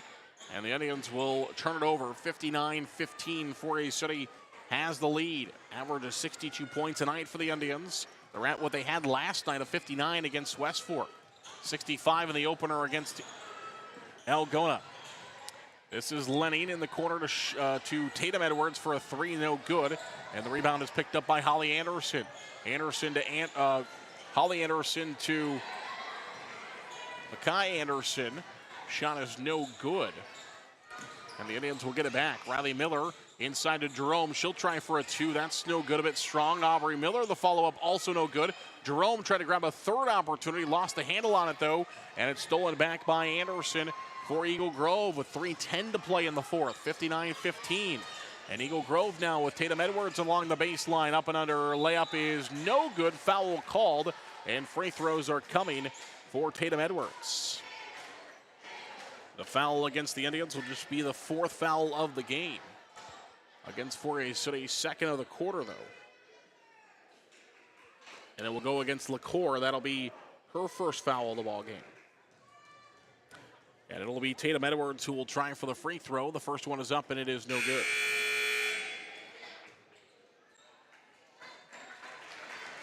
Reese is back in. LaCour will go to the bench. Tatum Edwards will get one more opportunity from the free throw line. Her free throw is up, no good. Long rebound. Ettinger's got the rebound for Eagle Grove, but the Indians got a steal with Jerome. And now Emerson Moore will bring the ball across the line. Pass up to Riley Miller. Miller inside to Aubrey Miller. She'll try for a two. It's good. Aubrey Miller gets a good pass from Riley Miller. And she scores the two. 61-15 now the Indians lead. 2:44 to play in the ball game. And we're going to have a foul called against Riley Miller, a reach-in foul. Team foul number 3 of the quarter against the Indians. And Riley picking up her first foul of the ball game. Inbound pass will come to Lenning. Now over to Tatum Edwards, back to Lenning. At the 10-foot volleyball line, Ettinger gives it back to Edwards. She'll try for a three. That's no good off the mark. Riley Miller will fight for the rebound and grab it for the Indians. And Riley Miller now will fight around the defense. Pass the ball up to Aubrey Miller, and Miller will drive in and find two more for Aubrey Miller. 63-15 now the lead for the Indians. 1:55 to play in the fourth quarter. And Anderson will bring the ball across the line, try to kick it back out to Lenning, but she nearly threw it away. Aubrey Miller's got a steal, and Aubrey Miller will go the other way, and she'll score two more. Aubrey Miller with 6 now for the Indians. 65-15 is the 4A City lead. 1:36 to go here in the fourth quarter. And Edwards will bring the ball across the line, 10-foot volleyball line, left side to Lenning. Lenning with the basketball. And it's stolen by Emerson Moore. Emerson Moore now will drive the other way. Has it poked out of bounds by Eagle Grove, so it'll stay with the Indians. With 1:20 to play here in the fourth. And Aubrey Miller looking inbound the basketball. Looking along the bench, I believe everybody has touched the floor here tonight for the Indians. Emerson Moore wide open, does not pull the trigger on the three. Aubrey Miller steps around a defender, and she'll give it to Jerome, back to Moore. Moore will drive in, and she'll try a 2, and it's good. Third block jumper from Emerson Moore, and she'll find the basket for the Indians. 67-15 now is the 4A City lead. It's Tatum Edwards. She'll try for another 3. That's good. Edwards will knock down her second 3 of the half. 67-18. Indians trying to reach the 70 plateau for the first time this season. Emerson Moore at the top of the key. Hands it off to Aubrey Miller. 26 seconds to play in the ball game. Emerson Moore has it. Riley Miller will try for a 2. That's good. Riley Miller knocks down a long 2 for the Indians. They counted a 3. I think it's only a 2. It should just be 69-18. And now it's stolen by Reese. Reese will feed it up to Emerson Moore, and she'll try for a 2. No good. And we've got a foul called against Eagle Grove, but that will be the end of the ball game. The foul will go, I believe, against 12. It is Lenny, her first. They did mark the foul. I believe the Riley Miller shot was only a 2. Scoreboard said it was a 3. I believe the final score is 69-18, but we will check on that and be sure. But I believe the final score will be 69-18 for a City with a victory tonight over Eagle Grove in girls basketball action. Our post-game show is next, brought to you by County Line Seeds, located off the airport blacktop in 4A City. Not happy with what you're seeing on the fields this year? Give Jake Matt or Chuck a call today at 641-581-3300, or visit them in the industrial park on the south side of 4A City. Post-game show is next here on KIOW. Boys game to follow as the boys are in action for the first time this season. We'll come back in just a couple of minutes. This is Indian basketball from Koloff Media Sports.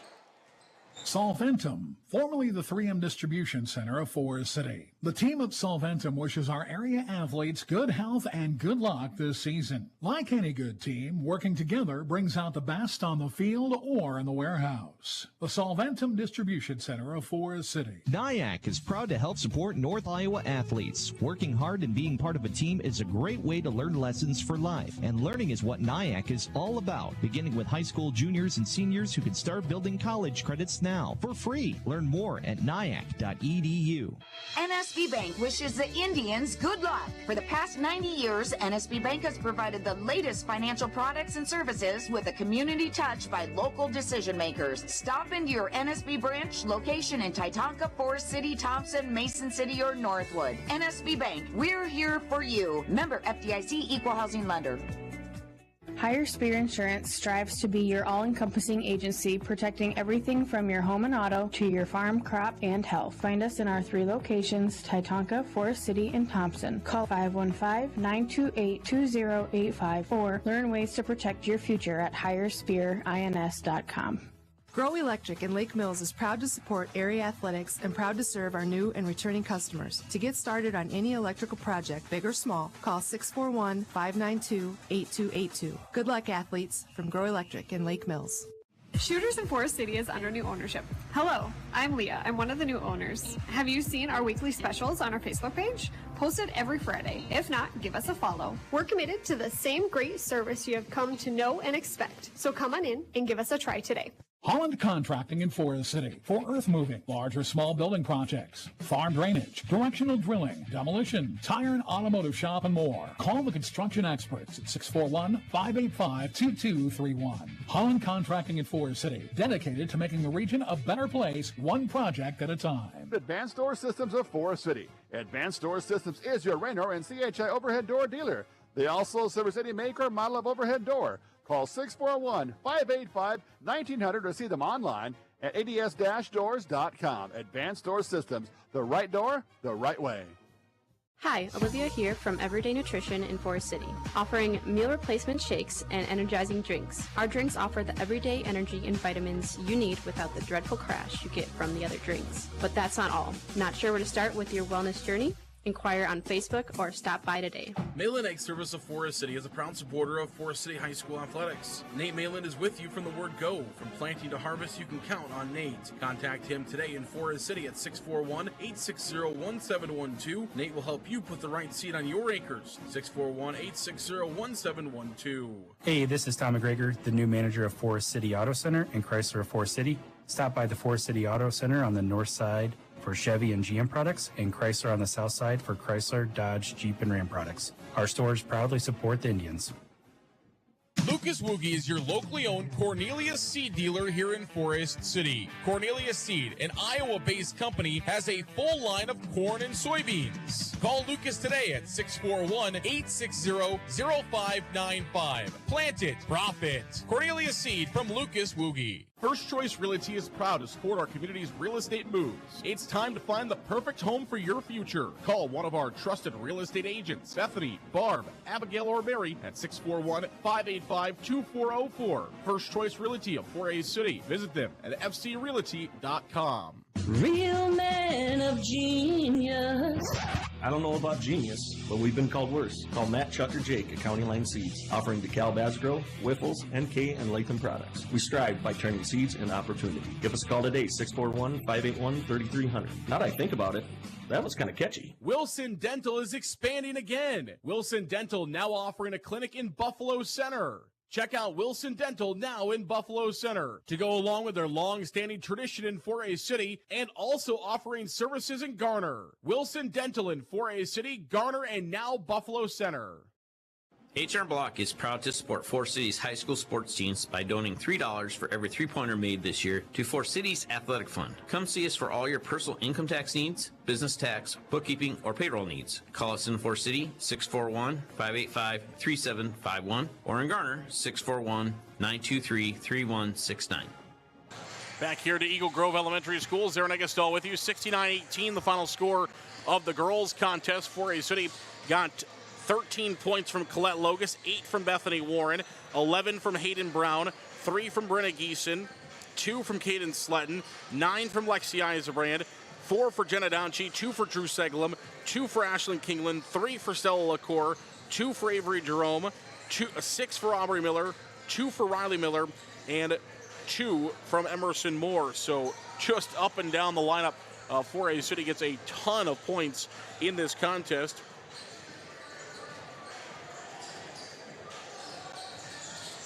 As the Indians go on to win by a final score of 69-18. Eagle Grove scoring looked like this. Tatum Edwards had 8. It was 4 from Maya Edwards, 3 from Pamperin, 2 from Child, and 1 from Lenning in the contest. The Indians made 3 3-point baskets. They were 8 of 13 from the free throw line. They committed a total of 4 fouls in the game.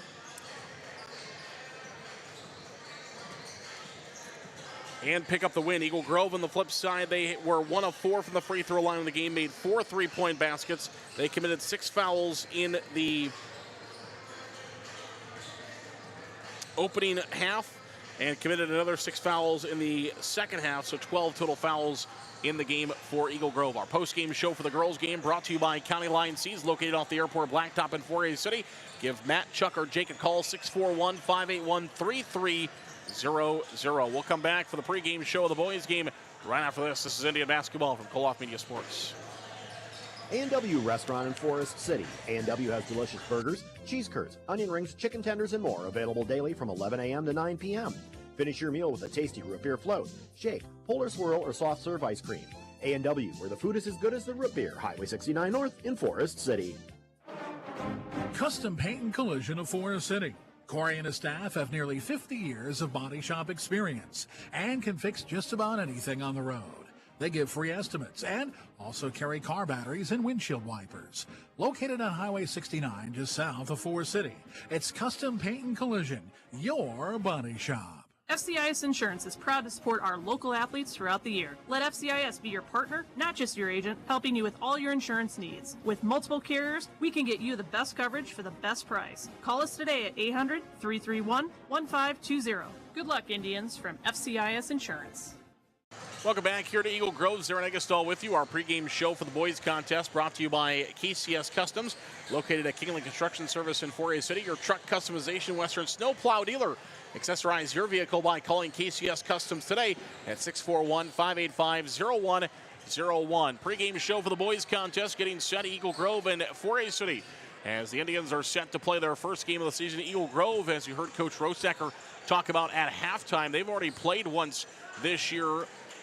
So Eagle Grove in their second game of the season. 4A City is in game number 1 of the young season. Opening night of the top of Iowa West Conference here between 4A City and Eagle Grove. And Eagle Grove started off game number 1 with a 53-47 victory over Clarion Goldfield Dows last night to open up their season.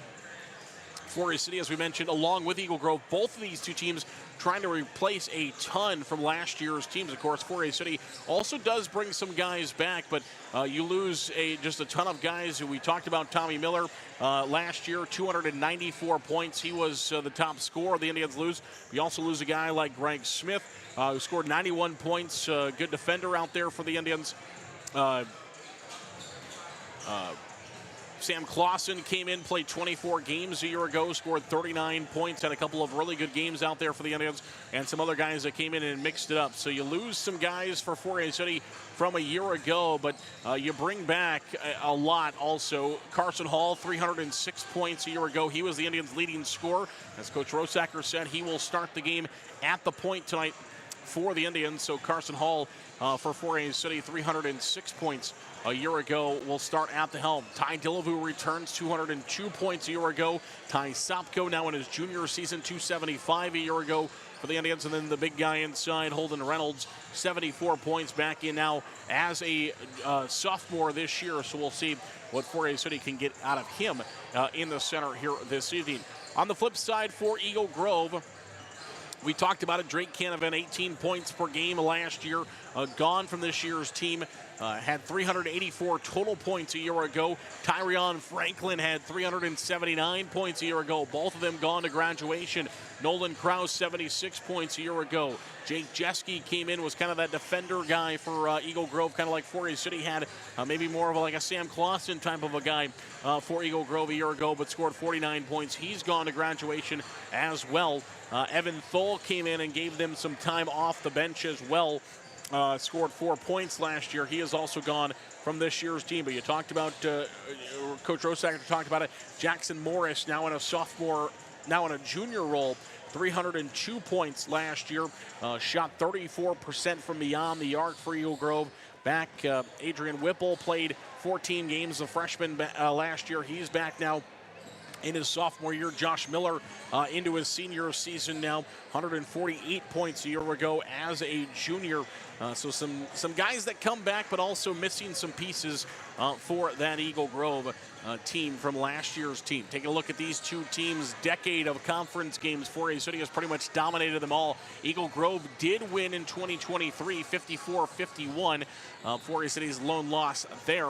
The Indians won both games last year, 68-59 and 71-59. The final scores in those contests. Taking a look as we match these two teams up and what they will look like from a matchup perspective. Now for 4A City, these are last year's 4A City stats. So you take, for a little bit with a grain that 4A City losing some pieces. We'll have some different guys in the mix this year as well for the Indians. Eagle Grove, 63 points per game a year ago. Gave up 31 points. 4A City, 59 points a year ago. Gave up 62 points per game there for the Indians. Looking up and down the lineup card, just a few other things to touch on there between these two teams, Eagle Grove and 4A City, getting set here in high school boys basketball action. Opening night for the Indians boys, and Coach Rosacker in his 24th year.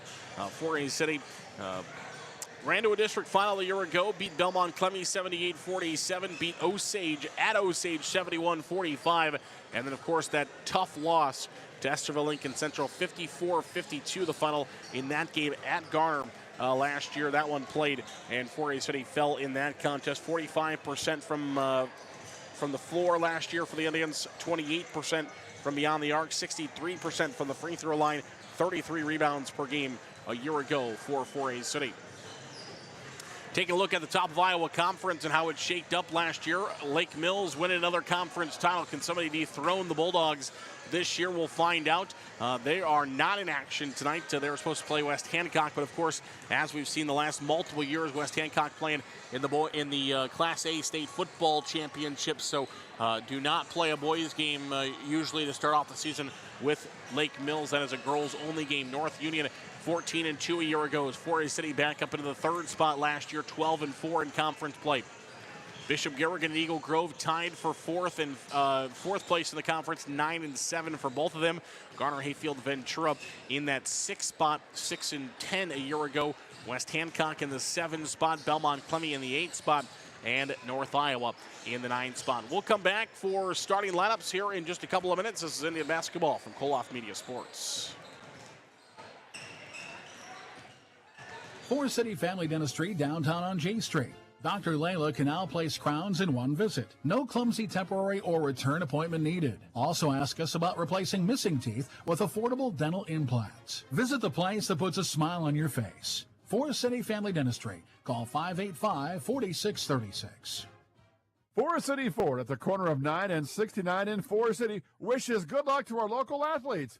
We look forward to seeing you compete. When you need a vehicle, see us at Forest City Ford, where customers really do send their friends. KCS Customs of Forest City. KCS is your Western snowplow dealer. It can also customize vehicles with LED lights, leveling kits, Jeep accessories, and more. Find out how we can help your ride on Facebook at KCS Customs. KCS Customs of Forest City, your Western snowplow dealer and vehicle customizer. Larson Plumbing Heating of Fertile is your Lennox dealer. They offer energy-efficient Lennox heating and air conditioning solutions for homes and businesses of all sizes. For complete plumbing service, call 797-2219 today. Larson Plumbing Heating of Fertile, your Lennox dealer. Matt Jennings and Troy Hall of Jennings & Hall Financial Group, located at MBT Bank, want to thank our Forest City teams for their hard work and dedication and wish them good luck this season. Best wishes from Matt and Troy at Jennings & Hall Financial Group, located at MBT Bank in Forest City. MBT Bank, based in Forest City, with 9 locations across northern Iowa and southern Minnesota to serve you. MBT supports the Forest City Indians, and we look forward to seeing our student athletes compete all year long. Good luck, Indians, from MBT Bank in Forest City. Miller Pharmacy has complete prescription services. Free delivery in town, by mail, along with curbside pickup located at the Mercy One Clinic in Forest City. Miller Pharmacy is also open Saturday mornings and gladly accepts Visa, MasterCard, and Discover.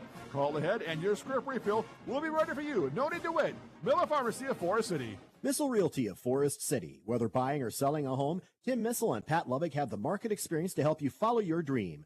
They are a member of the State and National Association of Realtors and are ready to help you. Missile Realty of Forest City. Call 641-582-3554. The Super Bowl in Forest City is open for league and open bowling, with Cosmic Bowling Friday and Saturday nights. Enjoy food from the grill or delicious Bucchese pizza to complete your experience. The Super Bowl, Highway 9 East of Forest City. Discover Waldorf University in Forest City, where your passion meets opportunity. With scholarships available up to full tuition, a wide range of athletics, fine arts, and over 35 clubs and organizations, there's something for everyone. Whether on campus or online, experience the support of a community that feels like home. Learn more today at waldorf.edu. Back here to Eagle Grove, let's take a look at our starting lineups tonight. First of all, for those of the Eagles of Eagle Grove, Ryan Peterson, the head coach of the Eagle Grove Eagles. They're 1-0 this season. A senior guard wearing number 0, averaging 14 points per game last year, is wearing, or at 6'1", is number 0, Jackson Morris. Also getting the start tonight is a senior forward, Josh Miller. He stands at 6 foot.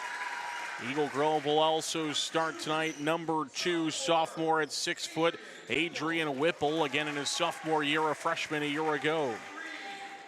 Number 3 is a senior guard at 6'1", is Abraham Lynn in a senior season.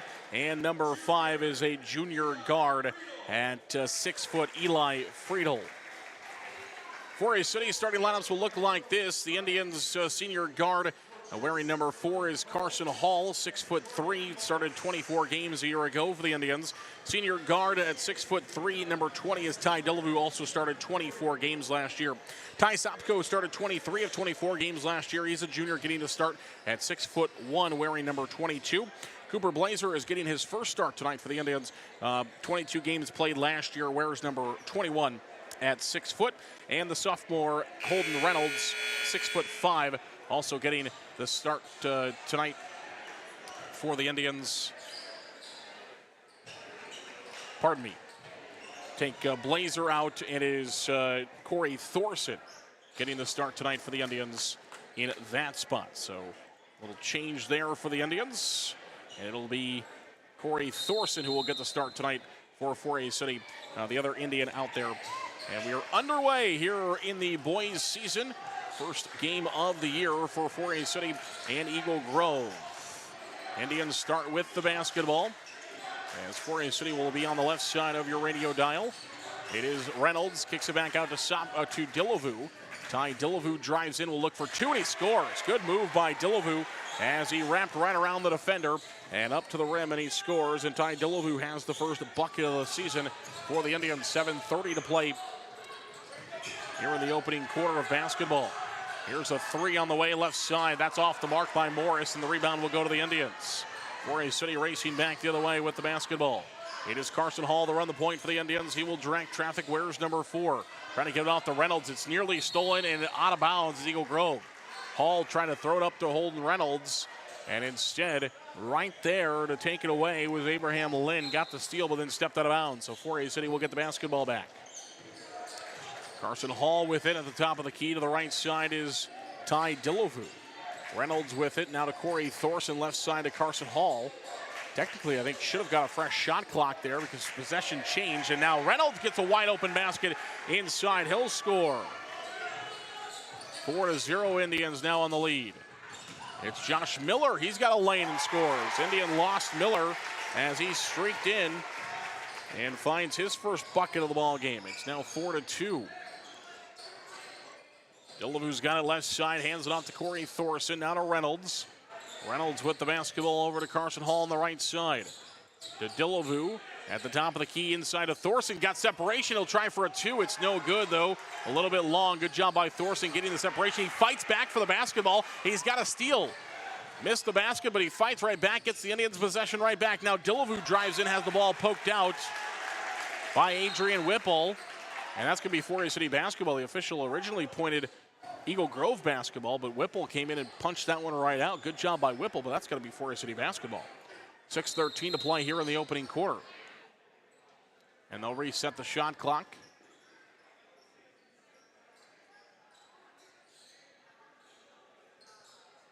.402, they shouldn't have reset it this time because the ball was poked out of bounds, so it should have stayed where it was. They didn't reset it earlier when they should have.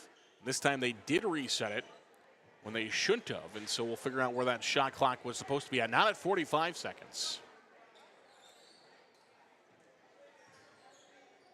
Okay. And inbound the basketball, and a quick foul is going to be called. I'm not sure what happened there. The shot clock got reset to 45. As soon as they put play on it, then it winded all the way back down to 28 and started from there. Either way, it's a foul, so everything kind of gets reset anyway. And Ty Delavu will shoot the free throws. First one is up, and it is good. Foul for Eagle Grove was charged on Adrian Whipple. That'll be his first, team's first of the quarter. One more free throw on the way is up, and it is also good for Delavu, so he'll knock down both free throws, and the Indians will extend their lead now 6-2. 6:07 to play here in the opening quarter. First quarter of high school boys basketball this year for the Indians. Two-pointer is good by Lynn. Abraham Lynn steps around the defenders and will climb the ladder for 2. Now Carson Hall racing back the other way, all the way in, and he scores. Left hand. Carson Hall goes for the Indians. It's 8-4. 4A City by 4. Basketball in the hands of Whipple. Whipple hands it off to Lynn. Lynn gets it back now. He'll try for a long 3. Top of the key, off the mark, no good. And the rebound will go to Ty Sopko. He climbed the ladder and grabbed the rebound. Sopko gives it off to Hall. Hall brings it across the line. 5:30 to play here in the opening quarter. 8-4 is the lead for the Indians. 25 on the shot clock for Delavu. Forest City trying to start with a win here in the opener of the season. Hall will back up behind the 10-foot volleyball line. He'll bark out the marching orders for the Indians on offense. Now they're into it. Corey Thorson to Delavu. Delavu along the right side off the glass, and it's good. Delavu just beating and banging his defender all the way in. And he gets the 2 to go. It's now 10-4 Indians. Reynolds trying to jump up and grab a steal, wasn't able to get it. Eagle Grove across the line, 4:56 to play opening quarter. Jackson Morris will try for a 2. That's in, out, and then back in, and Morris gets the 2. 10-6, Indians by 4. 4:45 to play here in the opening quarter. Left side of your radio dial, left side of your screen, Indians in all red. Red jerseys, white for a City across the chest. Numbers run front and back, also in white. Sopko in the corner for a 3. That's no good. And the rebound is picked up by Delavu. Offensive chance now for the Indians. Second chance. No good by Hall. Poked out of bounds. Who touched it last? They're going to say Hall did. Hall disagrees. But the officials say he touched it last. Eagle Grove in all whites. White jerseys, white shorts. Eagles across the chest in gold. Numbers run front and back also in gold. 4:20 to play opening quarter. Blazer is in. They're going to call a travel against Jackson Morris as he jumped up, came back down with it before he passed it off. So Corey Thorson goes to the bench. Blazer is in for the Indians. 4:17 to go here in the opening quarter, and Blazer will get the basketball. And now he will direct the offense for the Indians from the right side. Into Reynolds, back out to Sopko. Sopko back to Blazer. Blazer will drive in, jumper from in front of the paint, or in the paint in front of the free throw line is no good. And the rebound will go to Adrian Whipple. 4 minutes to play in the opening quarter. Indians lead 10-6. Right side 3 on the way. It is up, no good for Eagle Grove. Rebound by Carson Hall. Hall across the timeline. Hall at the top of the key. He'll slow up. Oh, he has it stolen away, and Eagle Grove gets the steal and the 2 the other way. Adrian Whipple poked it out to Lynn. Lynn picked it up, and Whipple, as soon as he poked it up, started running the other way and gets the pass from Lynn. And Whipple gets the 2. It's now 10-8. Basketball in the hands of Reynolds inside, gets separation. He finds an easy 2. Good separation by the big man. And then after the separation, it's the easy part. Just got to lay it up and in. 12-8. Forest City by 4. Now Delavu's got to steal. Indians are 4-on-2. Delavu all the way to the rack. Shot no good. Sopko the rebound, and the follow is good. Timeout called. 14-8 Indians. 3:09 to play in the opening quarter. We'll come back. This is Forest City Indian basketball, boys basketball, from Koloff Media Sports. WCTA is the #1 choice for fiber internet. We offer fast, reliable fiber internet for all your connectivity needs. Our employees are local and live in the communities we serve to provide you with the best customer service experience. WCTA, we are your fiber internet provider. Support for Forest City Sports comes from Edward Jones financial advisor Amy Ryan of Forest City. Edward Jones is a financial services firm exclusively serving individual investors, offering a range of investments, including certificates of deposit, stocks, mutual funds, taxable and non-taxable bonds. Additional information available at edwardjones.com. Edward Jones, making sense of investing, member SIPC. Non-taxable bonds may be subject to state, local, or alternative minimum tax. Solventum, formerly the 3M Distribution Center of Forest City. The team at Solventum wishes our area athletes good health and good luck this season. Like any good team, working together brings out the best on the field or in the warehouse. The Solventum Distribution Center of Forest City. Back here at Eagle Grove Elementary School, 14-8 is the Indians' lead. 3:09 to play here in the opening quarter. Eagle Grove will get the basketball back. It's the Indians with the lead, though, 14-8. Riley Eastfold is in for the first time tonight for Forest City as well. Saw some action on the football field this year as well as a wide receiver for the Indians. It's Eagle Grove on the right side, though, with the basketball. Gavin Peterson in for the first time, and the ball is turned over. And Delavu falling over, gets the steal, gets it off the Hall. Now to Blazer. Blazer across, he tried to go across court. Eastfold threw it right to Abraham Lynn, though, and Lynn will go the other way. The foul is going to be on the floor, so it'll be a foul on Delavu on the floor. In the NBA, that's an and one opportunity, but here it's just a foul on the floor. First team foul against the Indians and first against Delavu. 2:34 to play now in the opening quarter. 2-point jumper on the way, no good. Good box out by Eastfold, and the rebound to Blazer. Blazer will drive inside. That's going to be a wraparound reach-in foul called against Jackson Morris. And that'll be his first foul of the ball game. Second team foul against Eagle Grove. 2:25 to play opening quarter. Blazer will inbound from the baseline, left side of the backboard. Inbounded to Eastfold, and he'll try the three off the inbound pass. That misses everything. No good, and the rebound will come up to Whipple. Whipple gives it off to Jackson Morris. Morris over to Whipple. Back to Morris. Carson Hall going for a steal. He's going to get called for a foul. So Hall went for a steal and ran right through Jackson Morris. So Hall will be charged with his first foul. Second team foul against the Indians. 2:13 to play here in the opening quarter. Willie Holmes is in for the first time tonight. And now we've got a whistle.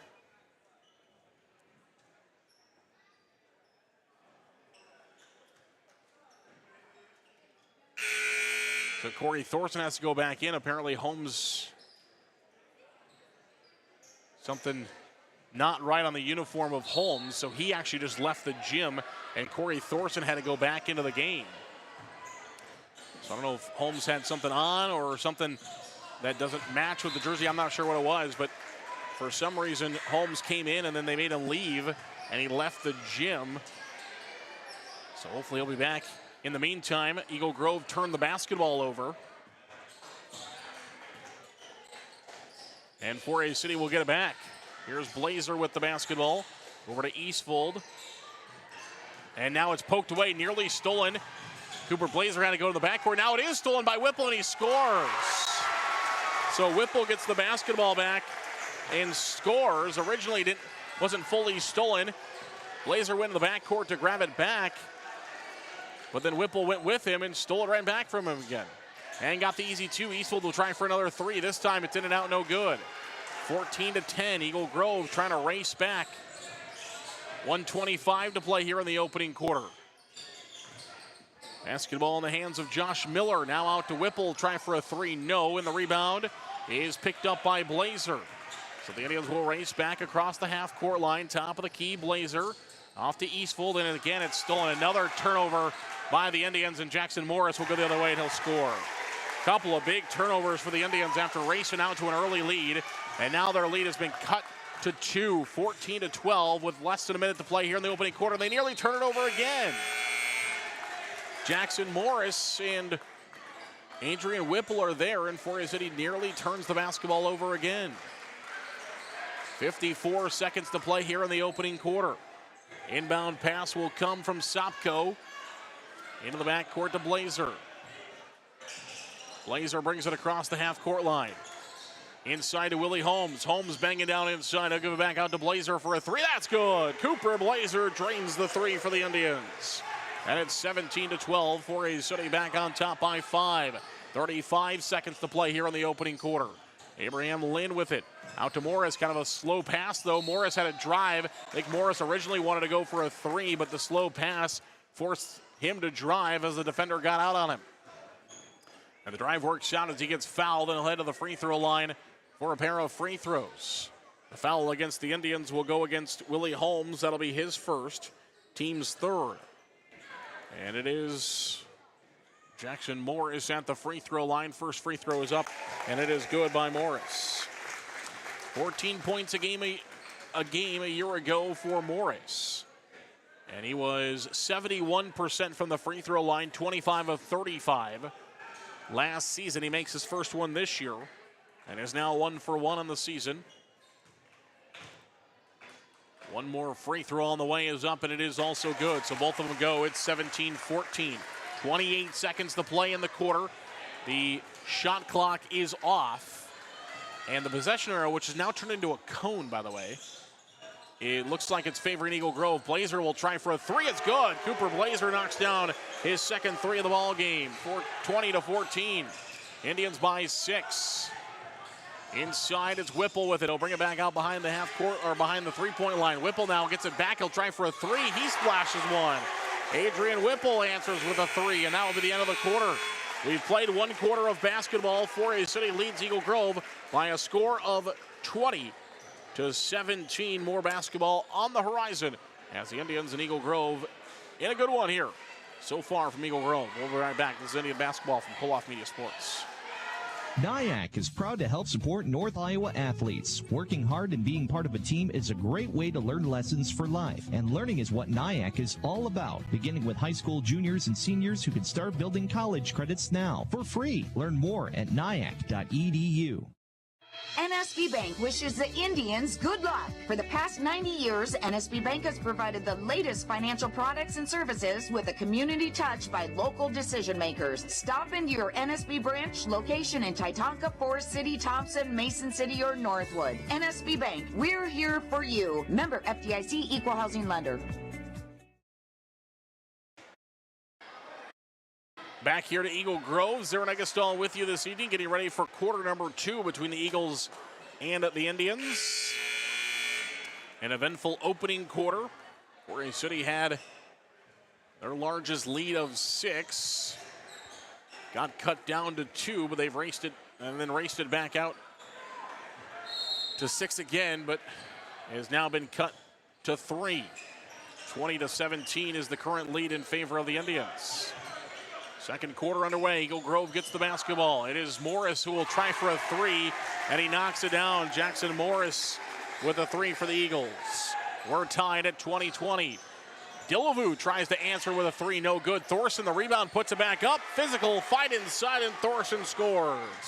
22-20. Adrian Whipple, Indians have full court pressure put on, trying to trap Eagle Grove in the backcourt. Only have a second to get across. They do with a second to spare. It's Eli Friedel with the basketball. Hands it off to Whipple. Whipple gives it back to Jackson Morris. 7:16 to play, second quarter until the halftime break. Our first half today brought to you by A&W. Jackson Morris passes out to Whipple. Whipple at the free throw line. Good defense by the Indians. 30 seconds on the shot clock here for Eagle Grove, and that'll be a shot clock violation. Great defense by the Indians as they force a shot clock violation. 22-20 is the lead, and the Indians will get it back after the turnover. Second quarter action. Dillevue touches it up, gives it back to Carson Hall, and Hall bringing it across the line. Over to Sopko. He drives in short corner left side. He got trapped, had to kick it out, does the Hall. Hall back to Sopko in the corner. Sopko looking to get rid of it, does the Hall, top of the key. Carson trying to direct traffic. Dillevue inside of Thorson. Thorson got his man beat. His two-point basket is no good, but a foul is called, and Corey Thorson is headed to the free throw line for the Indians. Foul for Eagle Grove will be charged to Friedel. That'll be his first, team's first of the quarter. And 2 fouls in the opening quarter. Corey Thorson's first free throw is up, and it is no good. He'll get one more opportunity. Willie Holmes ahead to the bench. Reynolds comes back in. And Corey Thorson will get one more opportunity with 6:36 to play in the second quarter. Free throw on the way is up, and it is no good by Thorson, empty-handed for the Indians. They still lead, though, 22-20. 6:31 to play, second quarter. Friedel inside to Miller, outside for a 3, fresh into the game. No good by Gavin Peterson. Indians with the rebound. Here comes Forest City. Dillevue will drive all the way into the paint. He'll try for 2. That's no good. And the rebound is picked up by Josh Miller. Dillevue saw an opening. Nobody picked him up, and so he decided to drive it all the way in. But nothing doing there for Dillevue. Top of the key is Abraham Lynn. Friedel will try for a 3. That's no good. Reynolds with the rebound. Hands it off to Carson Hall. Hall to Dillevue. Dillevue back out to Hall. In the corner to Thorson. Across court to Dillevue. Now the left side. Now back to the right side to Carson Hall. On the wing on the right side, he'll bring it back out to half court and reset up the offense with 17 on the shot clock. 5:44 to play, second quarter. Sopko with it. Over to Hall in the corner. Hall makes the defender miss. He'll drive in, look for 2. Up and under is no good. And the rebound is picked up by Jackson Morris. 5:31 to play, second quarter. 22-20, Forest City with the lead. Abraham Lynn has the basketball. Over to Jackson Morris. Indians quickly up on him. He steps around a defender inside. Oh, it's rejected by Reynolds. Indians have numbers. It's Sopko. He'll go to the rack, and his shot is no good. Reynolds, the follow-up, also no good. Hall, a third opportunity, but it's ripped out of his hands by Lynn. Now Eagle Grove racing the other way. And Lynn loses the handle out of bounds, and it'll go back to Forest City. Wild madness here in Eagle Grove.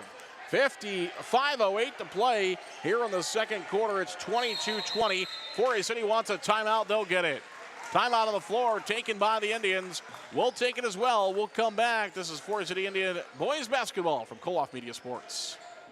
Higher Spear Insurance strives to be your all-encompassing agency, protecting everything from your home and auto to your farm, crop, and health. Find us in our 3 locations, Titonka, Forest City, and Thompson. Call 515-928-2085 or learn ways to protect your future at higherspearins.com. Grow Electric in Lake Mills is proud to support area athletics and proud to serve our new and returning customers. To get started on any electrical project, big or small, call 641-592-8282. Good luck, athletes, from Grow Electric in Lake Mills. Back here to Eagle Grove, Zarin Eggestal with you this evening. 22-20 with 5:08 to play here in the second quarter. Indians will get the basketball back with the lead. They've held the lead for much of this opening half of basketball. Our opening half brought to you by A&W Family Restaurants of Forest City. And now it's nearly stolen by Adrian Whipple, but he posted out of bounds. So we'll stay with Forest City. Right now is a great time for a tasty treat from A&W. Take a break. Root beer floats, shakes, puller swirls, and more. See them on Highway 69 North in Forest City, the sponsor of today's opening half. 17 of the shot clock. Indians with the basketball. Carson Hall on the left wing. In the corner to Sopko. Baseline drive. Had it nearly poked away. Now he does have it poked away. Out of bounds off of Josh Miller, so it will stay with the Indians. 4:42 to play, 10 on the shot clock for the Indians. They'll be in a stack formation on the left side of the paint. Inbound to Dillevue. Dillevue back to Hall. Under a minute, or under a second, I should say, here in the shot clock for the Indians. Trying to get it off. Corey Thorson will try for a 3. That's no good. And it will go out of bounds off of Eagle Grove, so it'll stay with Forest City. Fresh 35 for the Indians. Pardon me, shot clock threw me off for a second. It goes into a different spin under 10. Just looks different, totally different screen under 10 seconds. And we've got a foul inside. Inbound pass to Reynolds. And Reynolds called for a foul called against Eagle Grove on the floor against Reynolds. That'll be Josh Miller charged with his first foul. It'll be foul number 4 of the half. That doesn't matter. It's foul number 2 of the quarter. Into Dillevue will try for a 2, no good off the inbound play. 22-20. Indians by 2. Jackson Morris at the free throw line. Backdoor to Josh Miller. Has a shot blocked by Reynolds. No, they're going to call a foul. Reynolds thought he had the block off the backboard. Instead, a foul is called. That'll be Reynolds' first foul. It'll be foul number 1 of the Indians in the quarter.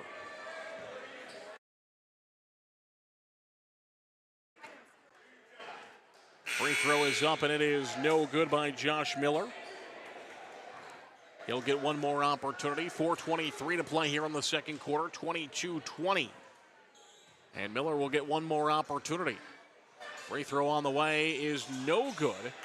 And the rebound is picked up by Carson Hall. Hall will bring the ball across the line of the 10-foot volleyball line. Hall on the right side, hands it off to Sopko. Sopko to Hall. At the free throw line, jumper by Dillevue. It rattles around, but it falls. And Dillevue gets it to Sko. Dillevue's got 8 now here in the half for the Indians. 24-20. Top of the key, Jackson Morris with the basketball. Morris, free throw line jumper on the way, no good. Picked up by Sopko. Sopko across the line. Sopko with the basketball. Off to Carson Hall at the free throw line. Hall had it stripped away. No foul called against Eagle Grove. So the foul will be called here against the Eagles. It'll go against Jackson Morris. That'll be his second. Third team foul of the quarter against the Eagles. Hall will inbound the basketball. Blazer, short corner. Now to Reynolds, top of the key, it's Sopko. Sopko with the basketball over to Dillevue on the right side. Cross court to Blazer. Blazer to Sopko with it. And Sopko has it poked away. And it's picked up by Whipple. But now Whipple mishandles it. And Dillevue's got it back for the Indians. Forest City with a steal back the other way. 24-20. Indians by 4. 3:19 to play till halftime. Hall to Delavu. Out to Sopko, doesn't pull the trigger, try to step around the defender to then shoot, and just lost the handle on it. Now Eagle Grove's got it back the way, and they turn it over. Indians are fortunate. They turned it over, but then right back the other way, Eagle Grove turns it back over. 24-20, 3:05 to play here in the second quarter. And Carson Hall will inbound the basketball, and he'll bring it across the line. Across the right side, Hall with it. Eastfold into Reynolds. Reynolds up and under and can't get it to go. And Eagle Grove has the rebound. 24-20, Indians by 4. Eagle Grove a chance to try to cut in though. It's Lynn. Friedel with it. Back to Lynn, top of the key. Free throw line, Lynn will drive, and we've got a foul on the floor against the Indians. It'll be foul number 2 of the quarter against 4A City. And the foul for the Indians,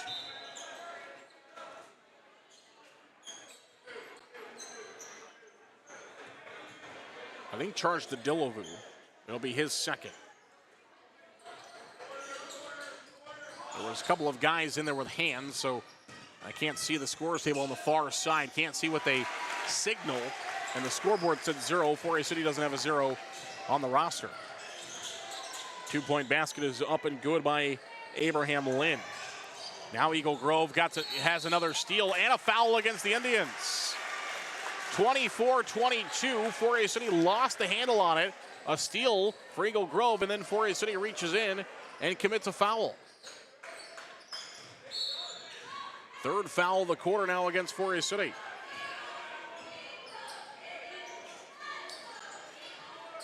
That was Carson Hall charged with the foul. 2:07 to play here in the second quarter. Lynn with it at the free throw line. He'll stop, turnaround jumper is good.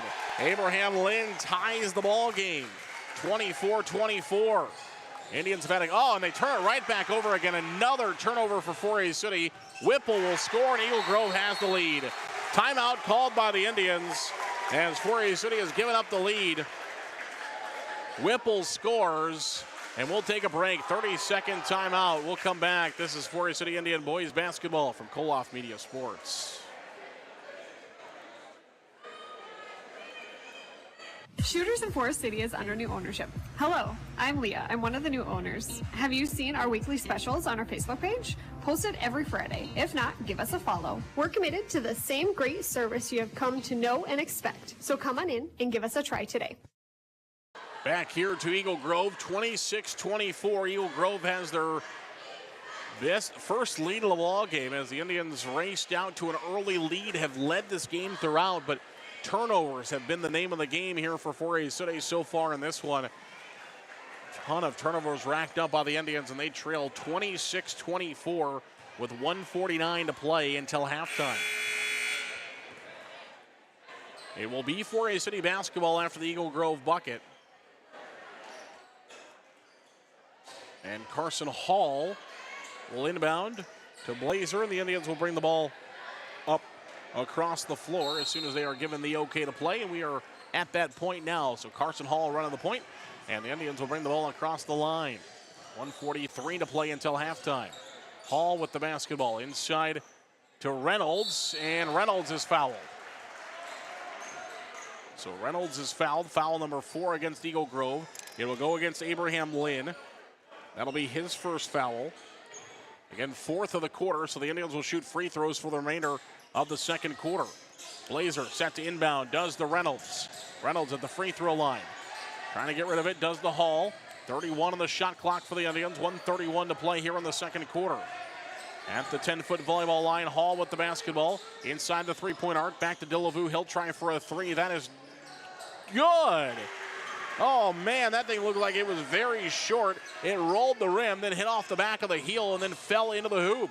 27-26, the Indians back the lead by 1. Morris from the free throw line, jumper no good. Goes down with it. Indian crowd did not agree with the foul called, but one is. The foul will go against Blazer. That'll be his first.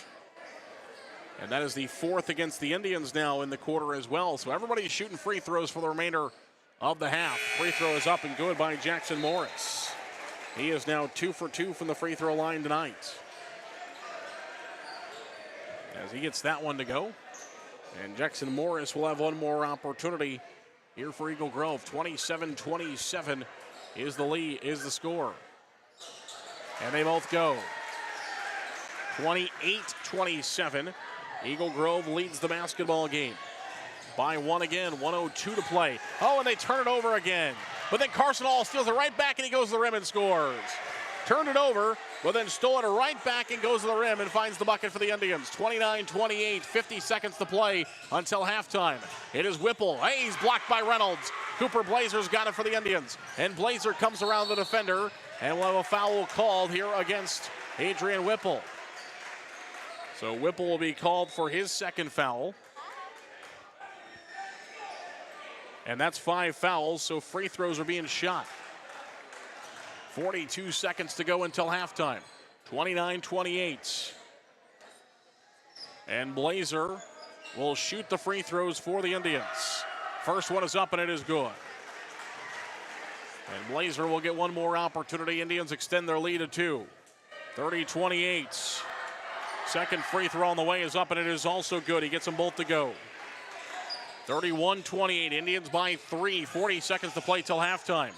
It's Jackson Morris across the line to Whipple. Whipple on the right side. Across to Lynn. Lynn will try for a deep 3. That's good. Adrian Lynn tries for a deep 3 and he knocks it down. We're tied at 31. 25 seconds to play until halftime. Carson Hall with it for the Indians on the right side. Hall dribbling around. Shot clock off. Dillavu with it. Out to Sopko. Sopko across the, try to go across the Blazer. Instead, it's stolen away again by Eagle Grove. Another turnover. Adrian Whipple has it, and now Eagle Grove with an opportunity to take the lead before halftime. And that'll be foul number 5 against the Indians. So free throw time for Whipple. Adrian Whipple will do the free throw shooting. First time he's been to the free throw line this evening. And the first free throw is no good off the heel. Whipple in 14 games last year did not shoot a single free throw. First career free throws for Adrian Whipple. Played 14 games a year ago, did not shoot one, but he makes 1 of 2 here to give Eagle Grove a lead. 9 seconds to play until halftime. Hall across the line. Oh, he has it pickpocketed by Whipple. Whipple with 4. He'll try to score again. Shot no good. Follow up by Morris. Goes as the clock expires. Another turnover by the Indians. Leads to 2 points by Jackson Morris on the follow-up to end the half. And Eagle Grove, just like that, will go from down 6 a couple of times in the half to up by 3 as we go to the halftime break. A turnover for the Indians after a free throw, and Jackson Morris gets the follow-up to go 34-31. Our halftime show brought to you by Waldorf University. Waldorf supports our local athletes and looks forward to helping them further their educations and their careers. Find out how to become a Warrior today at waldorf.edu. That's waldorf.edu. We'll come back in about a minute here. We'll be talking with the Forest City girls basketball team right after this. This is Forest City Indian boys and girls basketball from Koloff Media Sports. Holland Contracting in Forest City for earth moving, large or small building projects, farm drainage, directional drilling, demolition, tire and automotive shop, and more. Call the construction experts at 641-585-2231. Holland Contracting in Forest City, dedicated to making the region a better place, one project at a time. Advanced Door Systems of Forest City. Advanced Door Systems is your Raynor and CHI overhead door dealer. They also service any make or model of overhead door. Call 641-585-1900 or see them online at ads-doors.com. Advanced Door Systems, the right door, the right way. Hi, Olivia here from Everyday Nutrition in Forest City, offering meal replacement shakes and energizing drinks. Our drinks offer the everyday energy and vitamins you need without the dreadful crash you get from the other drinks. But that's not all. Not sure where to start with your wellness journey? Inquire on Facebook or stop by today. Back here to Eagle Grove Elementary School, a halftime of the boys contest. Eagle Grove leads 34-31, but we'll switch gears back to the girls game now, talking with the Forest City girls basketball team. And Lexi Eisenbrand joins us first. And, well, you start the season, 3 wins, got to feel good. Team continuing to grow each game probably, but how does it feel to start the season 3-0? It feels great. This is kind of what we wanted going into practice. We're just thinking about the season and how important it is to start off and get those wins that we really need, because they really it does matter a ton coming down to tournament play. So we're just taking it one game at a time and having the same mindset. Every game matters. No no matter who we're playing, we got to just go out there and perform and execute. It felt like kind of as the game went on, you guys maybe felt a little bit more and more comfortable. You guys were able to rack up 69 points in the game, so that's a good, able to get to a good offensive number. Of course, another great defensive effort, though. That's where I want to talk about, because last night you guys held West Fork to just 6 points in the first half. Tonight you guys hold Eagle Grove to 9 points in the first half. Defense is flying around out there. Yeah, that's kind of what we pride ourselves in, I'd say. It's very much one of our goals is to just be out there and be aggressive and, like, fully commit what we're going to do. We don't halfway do anything, and just get a lot of deflections, because that really kind of what sparks our offense. And, some like nights where we don't get maybe some of our first shots to fall. Defense just helps with that. It keeps us in games, to be honest. How fun is this? By my tallies, 14 different girls on your bench scored tonight. I mean, that's really fun. Yeah, it is for sure. It's definitely fun to see that depth. We can really have anyone, like, it's not just 1 through 5, like it's 1 through 10, maybe even 1 through 15. It's just important to, like, keep our confidence up, and maybe when some people aren't a good night, like, we can have a lot of subs in. Which definitely helps for sure.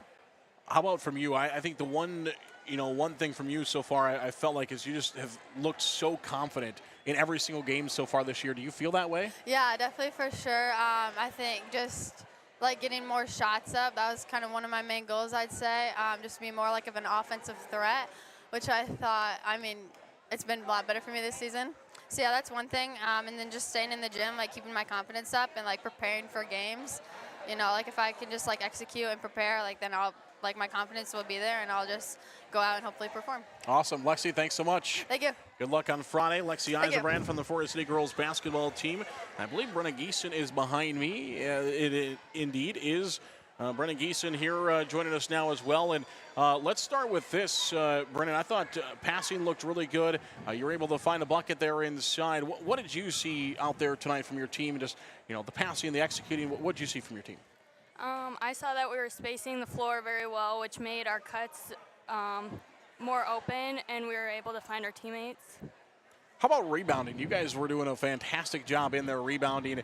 I think, if I count it right, you had like 4 in a row. You had a couple of offensive rebounds, a couple of defensive rebounds. I mean, you guys were all over the floor rebounding. What is it about this team that grabs so many rebounds? Yeah, I think we find the right spots on the floor, and we find bodies to box out, and we go after any ball we can. 3 straight games here to start on the road. You guys, it feels like we're already into the season a little bit, but you guys haven't got to play at home yet. You're going to do that for the first time on Friday. Obviously, it's fun to kind of go different places and stuff, but how excited are you to get at home and play at home in front of the home crowd for the first time on Friday? It'll be exciting. I think it'll be fun, and the environment will be loud and exciting. Yeah, no doubt about that. Talk about this team a little bit. What kind of makes this team kind of chug a little bit? It seems like you guys are really close. Is that kind of what makes this team go? Yes, I think there's strong connections and friendships throughout the team, and I think that goes into helping us work strong together and to play our best. What's kind of your mindset, coming in? There's so many different girls that see action. As Lexi was saying, it's not just about, the first 5 or anybody that's on the floor, but you guys have so much depth. So what is it about you guys that, get in your mindset when you start the game on the bench, but when you come in, you're just, boom, you're ready to play? I mean, what is it about your mindset? I'm focused on what our goals are for the game and what I can do to help my teammates succeed and pull off a win. Awesome. Brennan, thanks so much for your time. Thank you. Brennan Geeson from the Forest City girls basketball team. Coach Erpelding will join us now and touch on this contest as the Indians start with a 3-0 record to start the season. Coach, 69 points for your team here this evening. By my count, 14 different girls scored in this game. That's a pretty good number. Yeah, it is. Yeah, I think I was thinking my tally was 2 didn't score, but maybe if 1, that's even better. But we got everybody scored, which is good to see in games like this. And I thought we really finished the game. That fourth quarter with the running clock, the kids on the bench came in and played solid, stayed locked in. The bench brought a lot of energy to those kids as well, and that's important because those are the minutes that some of those girls, that might be the only minutes they get to see, so they need to be productive in those. And I thought we did a really good job playing 32 minutes regardless of what the scoreboard said. Rebounding tonight, I thought I was talking to Brendan. I think there was one time in that game where Brendan had like 4 in a row, a couple offensive, a couple defensive. I thought rebounding was really good for your team. Yeah, it was, and that was one of our goals. Individual or our specific goals for this game was to out rebound them by 17. And I would guess we probably did that. But it's funny you mentioned Brennan because that's part of the reason she was on the radio here at halftime. This game is, I think Brennan's one of those girls that maybe didn't score, but Brennan brings me. I know exactly what I'm getting out of Brennan every night out, and she's under control. She makes the right reads almost every time. Does all the little things, and the stat line might not show it, but her importance to what we do is unbelievable. And, I hope she understands how important she is to the team because players like that, you just trust them, and they're not going to hurt you. So Brennan, I thought, played really well, even though, she might not have scored at all or much tonight, but what she brings to this team is so valuable. Did have a 2-point basket early. She did. She had a 2-point basket early in that game. It was one of those, it was perfectly exactly what you guys like to do. I think it was Bethany maybe grabbed a ball and then dished it off across the lane. Brendan was wide open and threw it in off the glass there. So. Well, I can actually blame that on my mom because my mom keeps tally of all the points, and I talked to her right before I came up here, and she didn't have Brendan for any points, so I'll put that one on my mom for misinformation. But, so that's great. But, we played extremely well tonight. Offensively, it might have been scoreless for the first 2-3 minutes there, but we were at least executing our offense, just missing easy shots, right? So I thought we actually started the game better than we have the previous 2 games, and that's what you want to get better each night out. And if we can build off of this performance tonight heading into that rivalry game on Friday, I think good things will happen. Yeah, Coach, that's the biggest thing is you guys have been on the road 3 straight games. You guys haven't been in front of the home crowd yet. You just got to have maybe a little bit of juice to want to get in front of that home crowd a little bit on Friday. Oh, especially in this rivalry, right? It's GHV for crying out loud. So, it should be electric atmosphere. And I don't mind these early road games, right? It builds character and toughness in the team and, makes you go through some adversity early in the season. So I really like it. I sure hope the stands, are packed, which I'm certain they will be. But looking really forward to Friday night to a GHV team that we don't know much about, right? They lost a lot of production from last year's team.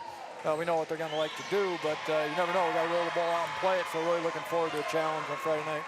All right, Coach, appreciate your time. Thanks so much, and we'll talk to you again on Friday. Yep, thanks, Z. That's Forest City Girls Basketball and Coach Matt Erpelding taking a look at our halftime stats here, brought to you by Waldorf University of the boys game, as Forest City trails of the half by a score of 34-31. In the first half, it was 4 points for Carson Hall, 11 points for Ty Dillevue, 2 points for Ty Sopko, 8 for Cooper Blazer, 4 for Holden Reynolds, and 2 for Corey Thorson. For Eagle Grove, it was Josh Miller scoring 2 points in the first half.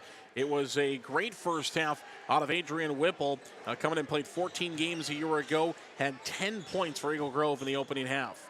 Also scoring 9 points in the opening half was Abraham Lynn. It was Jackson Morris. He picks up 13 points in the first half as well for Eagle Grove. He had 3 doubles and also knocked down a triple, 3 free throws from him in that half as well for Eagle Grove. So that's the score at the halftime. Nobody really in foul trouble. 4 fouls for Carson Hall, 2 fouls for Ty Dillevue, 2 for Carson Hall, 2 for Dillevue, 1 for Blazer, 1 for Reynolds, 1 for Corey, for Willie Holmes. Indians committed a total of 8 fouls in the first half. Eagle Grove has 1 foul on Miller, 2 on Whipple, 1 on Lynn, 2 on Jackson Morris, and 1 on Friedel. 7 total fouls for Eagle Grove. All right, we're ready to go. Second half action, third quarter. Forest City and Eagle Grove ready to do battle as the Indians trail by 3 here at halftime. Underway now in the third quarter. Basketball in the hands. The Indians start with it, and it's Sopko for a 3, no good, misses short. And the rebound is picked up by Eagle Grove. Back the other way come the Eagles. 7:45 to play, third quarter just underway. And it is Jackson Morris open for a 3, and he misses it off the front of the iron. Indians got lucky there, but Eagle Grove grabs the rebound. Second opportunity for the Eagles. It is Jackson Morris, baseline, kicks it back out. Adrian Whipple open for a 3, in and out, no good. Indians get lucky there a couple of times, sigh of relief. Reynolds the other way, a great outlet pass, and Reynolds wide open underneath the hoop. The Indians running the floor well. It's 33-34, Forest City trails by 1. 7:11 to play in the third. Lynn, he throws it away. Lynn at the top of the key. He tried to go to Friedel back on the right side. Friedel wasn't looking. And they throw it away. Frustration for Coach Ryan Peterson, as he knows his team needs buckets in this game. And empty possessions, not what either team wants. Forest City has had plenty of them. Eagle Grove with a big one there. Carson Hall over to Dillevue. Dillevue and the Indians trying to get the lead back, trailing by 1. Dillevue makes 2 miss. He'll try the 3, no. Jackson Morris with the rebound, 34-33. 6:45 to go, third quarter. It's Morris across the line for the Eagles. Back out to Lynn. He'll try for a deep 3. He knocks it down. Adrian Lynn knocks down the big 3 for Eagle Grove. His second of the ball game, and the Eagles lead the contest now by 4, 37-33. Carson Hall at the top of the key gets a screen. Hall looks inside to Reynolds, and he is fouled by Lynn. So Lynn will be charged with his second, first of the quarter for Eagle Grove. 6:20 to play, third quarter. Both teams have called a couple of timeouts in this contest. So both teams with 3 remaining here in the second half. Carson Hall steps around a defender, will drive in off to Reynolds. Reynolds up and in, and it's good. Back-to-back buckets for Reynolds to start the half. Feed the big man inside. Pardon me, both teams, Forest City called 2. 37-35. It is Whipple. Almost carried it. Out to Lynn looking for back-to-back 3s. It's good.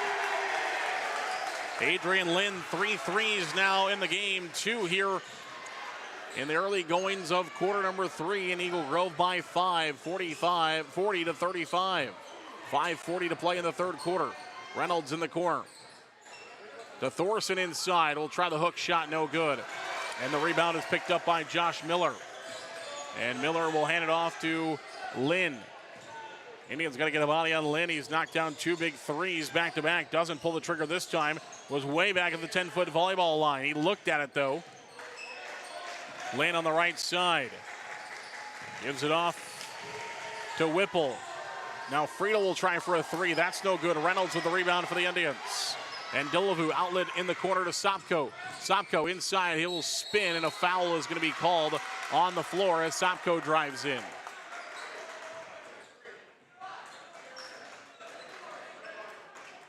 Foul for Eagle Grove is on Friedel. That's his second of the quarter. Indians will inbound with Carson Hall, fresh 35. Sopko makes 1 miss, and he has it poked away. Josh Miller's got it out to Jackson. Morris now on the baseline. Inside to Friedel. Has it stolen by Carson Hall. Hall has just Whipple to beat. Hall the other way, and he'll score 2. Carson Hall's got 6 now in the game. The Indians are back to within 3, 40-37. 4:37 to go here in the third quarter. Across the line, Abraham Lynn at the free throw line. Over to Whipple. On the baseline, Josh Miller. A foul is going to be called as the Indians are trying to get a tie-up. They have replaced the cone with an actual manual possession area. Foul is on Dillevue.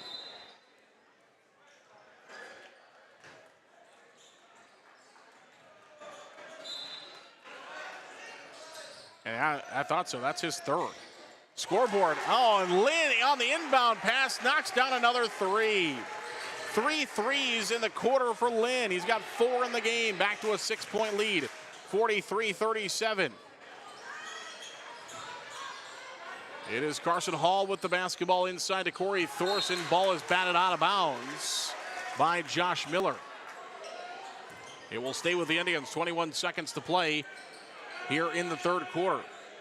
I believe Dillevue has 3 fouls. Scoreboard says he has just 1. That was his first. I have him for 3, and after he committed that foul, as Cooper Blazer knocks down a big 3 for the Indians. I believe the scorer's table flashed over 3 to Coach Rosacker as well. Adrian Whipple with the basketball, so we're going to stay with that. 43-40 at the free throw line. Turnaround jumper, Josh Miller, no good. Lynn gets the rebound, puts it back up, blocked by Reynolds, but he keeps possession of it after the block by Reynolds. Now Whipple has it. Inside to Josh Miller. Indians definitely have the size advantage inside. Eagle Grove going to have to resort to deep balls. They almost get another one to go there, and the Indians will get the basketball back as Josh Miller falls out of bounds trying to save it. Eagle Grove has 3 triples so far here in the third quarter, trying to keep themselves ahead of the Indians. 43-40, 3:35 to play here in the third quarter. And Blazer will inbound the basketball to Carson Hall. And Hall will bring it across the line.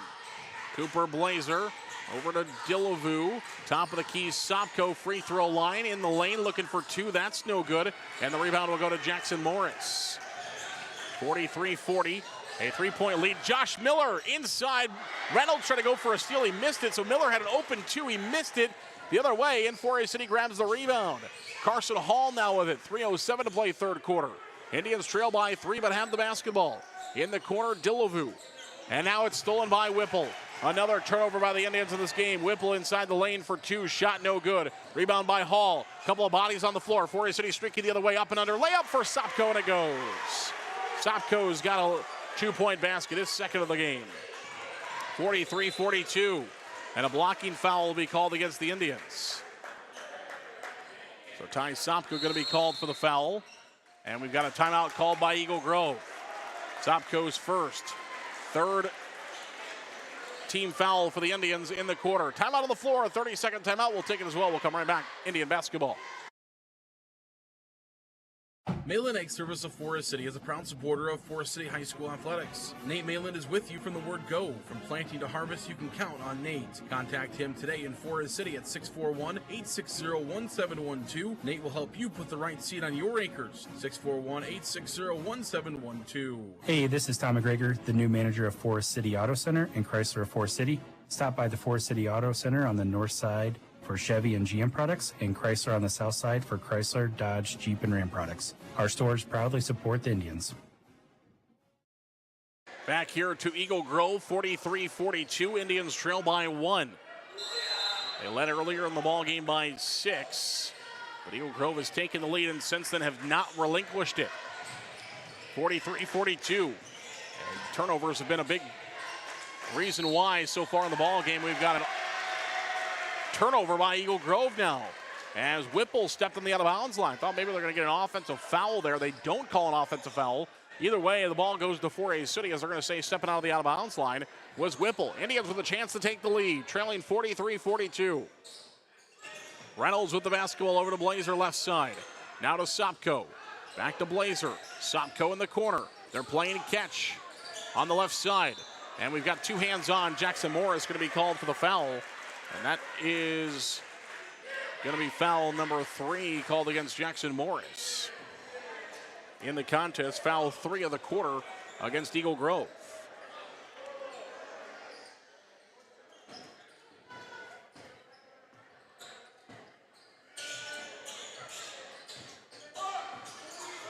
Forest City inbounds it to Blazer. Blazer inside to Reynolds. Reynolds for 2, he scores. Little pitch and catch there from Blazer to Reynolds, and the Indians are back out in front, 44-43, 1:58 to go here in quarter number 3. It's Adrian Lynn. Indians trying to keep a body on him. He's knocked down 3 huge 3. Oh, they lost Josh Miller on the backside. Indians trying to keep an eye on everybody on the outside. Lost Josh Miller streaking. Wide open, he scores.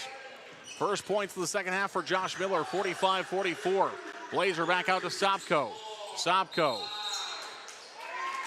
out to Carson Hall. 1:34 to play here in the third quarter, 45-44. And Jackson Morris will inbound the basketball. Over to Adrian Whipple. Whipple will bring the ball across the line. Whipple at the top of the key. Gives it off to Peterson. Peterson back to Whipple. Whipple at the free throw line. He drives in now, kicks it to Lynn. Lynn at the free throw line. Back to Josh Miller. They hand it off to each other. Now Whipple in the corner will try for a 3, and he knocks it down. Adrian Whipple knocks down the 3. Fourth 3 of the quarter for Eagle Grove has got them back out in front by 4, 48-44. Inside to Reynolds. No, it's stolen away. Now Reynolds gets a steal back for the Indians. To Dillevue. Out to Carson Hall. Hall at the free throw line will try for a 2. That's no good. And they're going to call a foul here against Eagle Grove. So the foul will go against Eagle Grove. It'll go on Peterson. Eagle Grove's fourth of the quarter. Carson Hall will inbound to Reynolds. Reynolds will step around a defender and he scores. Really easy there for Reynolds. He's got 8 here in the half. Reynolds has 12 for the game. 48-46. Indians trail. 48-46. 36 seconds to go in the quarter. Whipple will try for another 3. Knocks it down. Eagle Grove can't miss from beyond the arc. 5 threes in the quarter. 51-46. A 5-point lead now for Eagle Grove. Indians have the advantage inside. They're scoring 2s, but Eagle Grove is scoring 3s. And now they turn it over. Jackson Morris has got the basketball. Tries to feed it up to Whipple. Whipple pulls it back out. Shot clock off. 13 seconds to go. And Lynn is going to try a deep 3. Oh, man, he almost knocked that one down. It would have knocked the roof off of this place. Eagle Grove fans are ready to erupt. 4 seconds to play in the quarter. Dillevue will try a buzzer beater 3. It is no good. And the Indians will head to the fourth quarter, trailing 51-46. The final 8 on the way. Indians trail by 5. We'll come back. This is Forest City Indian boys basketball from Koloff Media Sports. Lucas Woogie is your locally owned Cornelius Seed dealer here in Forest City. Cornelius Seed, an Iowa-based company, has a full line of corn and soybeans. Call Lucas today at 641-860-0595. Plant it, profit. Cornelius Seed from Lucas Woogie. First Choice Realty is proud to support our community's real estate moves. It's time to find the perfect home for your future. Call one of our trusted real estate agents, Bethany, Barb, Abigail, or Mary at 641-585-2404. First Choice Realty of 4A City. Visit them at fcrealty.com. Real man of genius. I don't know about genius, but we've been called worse. Call Matt, Chuck, or Jake at County Line Seeds, offering DeKalb Asgrow, Whiffles, NK, and Latham products. We strive by turning seeds into opportunity. Give us a call today, 641-581-3300. Now that I think about it, that was kind of catchy. Wilson Dental is expanding again. Wilson Dental now offering a clinic in Buffalo Center. Check out Wilson Dental now in Buffalo Center to go along with their long-standing tradition in 4A City and also offering services in Garner. Wilson Dental in 4A City, Garner, and now Buffalo Center. Back here to Eagle Grove we go, underway here in the fourth quarter. And the Indians are going to start with a steal to start the quarter. Up to Sopko from Carson Hall, and Sopko lays it in. And just what the Indians needed to start the fourth. They get a 2-point basket to cut in the lead. It's 51-48. Indians trail by 3. Trying to survive 5 third quarter three-pointers from Eagle Grove. Jackson Morris will try for up and under 2. It goes. Jackson Morris gets the 2-point basket to fall. 48-53. Blazer will try for a 3. He knocks it down. Cooper Blazer has been lights out from beyond the arc for the Indians, trying to keep 4A City in it. 4 threes in the night for Blazer. 53-51. 4A City trails by 2. Whipple on the right side. Whipple working on Sopko. Whipple at the free throw line stops. Gives it back off to Jackson Morris. Indians wanted to travel. They don't get it. Jackson Morris will try for a 3 now. That's no good off the mark. But Adrian Whipple gets it back for another Jackson Morris 3 on the rebound, and it is up, and it is no good. Indians trying to tie or take the lead. Hall in the corner, Sopko. Sopko across the Blazer. Can he have a 5th of the ball game? He can! Cooper Blazer dials it up from deep. His 5th of the game. And the Indians are back out in front, 54-53. 6:36 to go in the fourth. Into the basketball game, Trenton Robinson. Haven't seen much from him tonight, but he's in now at a crucial time for Eagle Grove. Jackson Morris, tough pressure on him. Ball stripped, and the Indians have it back. Carson Hall and 4A City across the line. They're 3-on-3. It's Hall outside to Sopko. He tries for a 3. Oh, that's no good. Off the side of the backboard. 54-53. Indians lead by 1 with 6:10 to play in the fourth. Adrian Whipple with the basketball. Eagle Grove now trying to retake the lead. Who's going to win this back and forth seesaw battle? We've been back and forth all night. Winner starts the conference season 1-0. Jackson Morris drives in to Robinson, hands it back to Morris. Morris tries for a contested 3, no good. Rebound is Robinson. Robinson has it stripped away. Robinson now gets it back out to Morris. Morris along the baseline, he'll try for 2, has his shot blocked. Robinson, a block again. Back-to-back blocks for the Indians. Here comes Carson Hall now across the line. Hall at the free throw line, Euro step for 2. No, he got too far under, hit the bottom of the rim. 5:27 to play in the fourth. Indians still by 1. Eagle Grove back to the left side of your radio dial. They have the basketball. Jackson Morris, offensive foul on Whipple. Adrian Whipple called for an offensive foul, and Forest City will get it back. It's foul number 3 on Whipple, and I believe that is the 5th of the quarter, but it's an offensive foul, so we won't shoot. 54-53. Go Big Dread chant has broken out. Indians about an hour and 15 minutes away from home, but they got a good crowd here on the road. 5:16 to play in the fourth. Corey Thorson has the basketball. Try to go inside to Reynolds. That one was tipped up in the air, and Eagle Grove has another steal. Another turnover against the Indians. Abraham Lynn with the basketball. Backdoor inside to Josh Miller. It's poked away. Now Miller on his knees has to get rid of it to Morris. We've got a fight for the basketball, and it'll be a foul against the Indians. Foul number 3 of the, oh, pardon me, that's why we switched to the fourth quarter. So that's only foul number 1 of the quarter for the Indians, and now foul number 1 of the quarter for Eagle Grove. Pardon me on that. 4:59 to go here in the fourth quarter. 54-53, Indians by 1. Eagle Grove, though, has the basketball.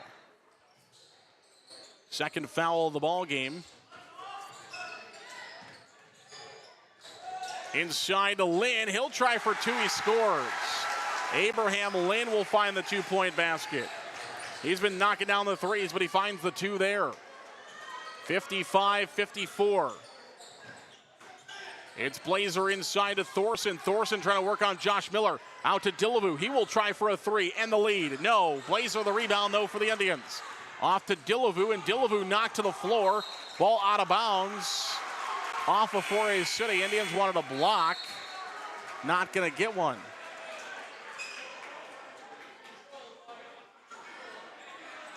(55-54). Eagle Grove by 1. 4:28 to play here in the fourth. Across the half-court line comes Whipple. Whipple off to Morris. Morris at the free throw line. And the Indians looking for a steal. It's poked away, but Josh Miller gets it back. Lynn will try for a 3. That's no good. Rebound to Corey Thorson, but batted away by Peterson. Off of Peterson. No. Peterson fell out of bounds with the basketball. They're going to say that's off of Forest City somehow. I don't like that. 4:08 to play here in the fourth. Peterson fell out of bounds with the basketball. Eagle Grove will keep it, though. 4:07 to go here in the fourth quarter. It's Lynn with the basketball. Inside the paint, Lynn will try for 2. That is good. Abraham Lynn gets the 2 to go. 57-54. Indians trail by 3. Blazer with it. On the left side. Blazer out to Carson Hall behind the 10-foot volleyball line. 3:46 to play in the ball game. Indians trail by 3. Have trailed much of this second half after leading much of the first half. Blazer at the free throw line. Out to Reynolds. He's going to try for a 3. The big man, and no good. Corey Thorson the rebound. We've got a tie-up, and it will stay Forest City basketball. 3:33 to play here in the fourth. 57-54. Sopko will check back in. Eastfold to the bench. 3:33 to play in the fourth. 57-54. Indians trail by 3.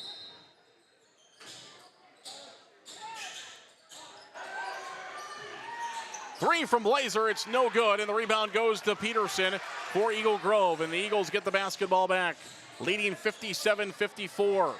Jackson Morris with it. Abraham Lynn at the free throw line. He tries for 2. No, that's a travel, absolutely, yes. 100%.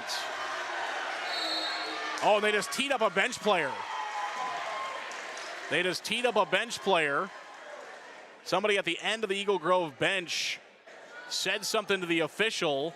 The official turned around and told him to be quiet, and then he said something else to the official, and then just got teed up. So the Indians are going to shoot free throws. Somebody from the end of the Eagle Grove bench, not a coach. It's a player sitting at the end of the Eagle Grove bench. Said a little bit too much after the called travel, and he's going to get a technical. Cooper Blazer is going to go to the free throw line. What a huge moment for somebody not in the game to pick up a technical foul, and the first free throw is good. Man, oh man. And we'll have one more free throw coming, and the coach, I believe, because it's a bench. He's sitting now. He was standing the other part of the game. I would say that he probably has to sit, so the bench getting called for the technical, which then results in basically like what a coach getting a technical. So I believe Coach Ryan Peterson will have to sit for the remainder of the game. Once you get a technical on the bench, usually it's from a coach. But Coach Peterson sitting down, normally a stander. So that would be the case there. Up and under for Thorson. He scores.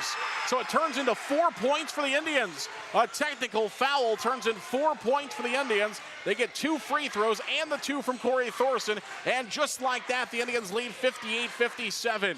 Jackson Morris at the free throw line tries the floater. That's no good. And the rebound comes out to Holden Reynolds. And Reynolds will give it off to Sopko. He'll find 2. And the Indians have raced back into the lead, 60-57. Adrian Whipple across the line for the Indians. 60-57, just like that. Forest City 6 straight points. They lead by 3. Whipple will drive inside looking for 2. His shot no good. Thorson the rebound, and Forest City trying to extend their lead. 60-57 with 2:23 to play here in the fourth quarter. Blazer with the basketball. Blazer on the right side, 5 threes tonight. Oh, they turn it over. Jackson Morris going the other way for 2. He misses, but then Blazer loses out of bounds. Man, oh man, what a wild sequence that was. As the Indians turn it over, Jackson Morris is usually sure-handed. Misses on the right side. The rebound came back to Blazer, and it kind of was butter in his fingers and just goes right out of bounds. And just like that, Eagle Grove will get the basketball back with 2:11 to play here in the fourth quarter. 60-57, a wild basketball game we've got for you. Hopefully you're enjoying this one at home, whether you're joining us via the radio or you're joining us via the video stream tonight. It's been a wild one so far, and we are expecting the end of this one to be exactly the same. We'll come out of the timeout. Indians by 3, 60-57, with 2:11 to play here in the fourth quarter. Inbound pass will come from Abraham Lynn. Lynn will inbound the basketball to Josh Miller off to Jackson Morris. Morris on the right side. Morris, nifty move inside. Oh, great move by Jackson Morris. Can't get it to go, though. Josh Miller, the rebound. Out to Peterson. At the free throw line, it is Whipple to Morris, open for a 3. Got himself open, but he can't get it to go. Rebound to Lynn. No. And the Indians grab the rebound this time. 60-57. 1:44 to play here in the fourth quarter. Carson Hall with the basketball for the Indians. In the corner to Blazer. Indians by 3. 1:33 to play in the ballgame. Cooper Blazer drives the baseline, up and under. Layup goes. First 2 of the ball game for Blazer, and the Indians lead by 5, 62-57. 1:21 to play here in the fourth. Jackson Morris with the basketball. Over to Adrian Whipple at the 10-foot volleyball line. Now back to Jackson Morris. Morris will drive inside the paint, has his shot blocked by Reynolds, and the Indians are trying to get this one and get out of Eagle Grove with a victory. Leading by 5, 62-57. Under a minute to play in the ball game. Reynolds to Hall. And we're going to have the ball staying with Forest City. They're going to say Josh Miller flopped. Eagle Grove wanted an offensive foul called. They're going to give a flop warning to Josh Miller. And so the Indians will inbound the basketball from the baseline.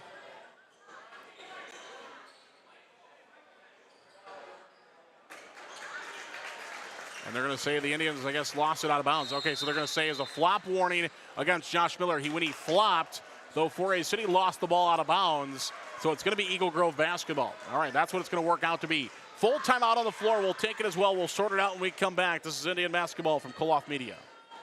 HR Block is proud to support Forest City's high school sports teams by donating $3 for every three-pointer made this year to Forest City's Athletic Fund. Come see us for all your personal income tax needs, business tax, bookkeeping, or payroll needs. Call us in Forest City, 641-585-3751, or in Garner, 641-923-3169. A&W Restaurant in Forest City. A&W has delicious burgers, cheese curds, onion rings, chicken tenders, and more available daily from 11 a.m. to 9 p.m. Finish your meal with a tasty root beer float, shake, polar swirl, or soft serve ice cream.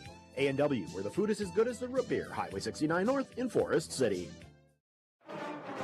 Custom Paint and Collision of Forest City. Corey and his staff have nearly 50 years of body shop experience and can fix just about anything on the road.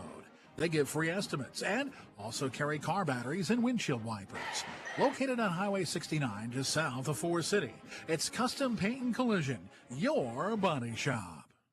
Welcome back here to Eagle Grove Elementary School. 62-57, 52 seconds to play in the ball game. So they call the flop on Josh Miller, flop warning, but the ball went out of bounds off of Forest City. So it works out to Eagle Grove basketball. And Lynn will inbound. Forest City, he's got full court pressure on. They get it off to Josh Miller.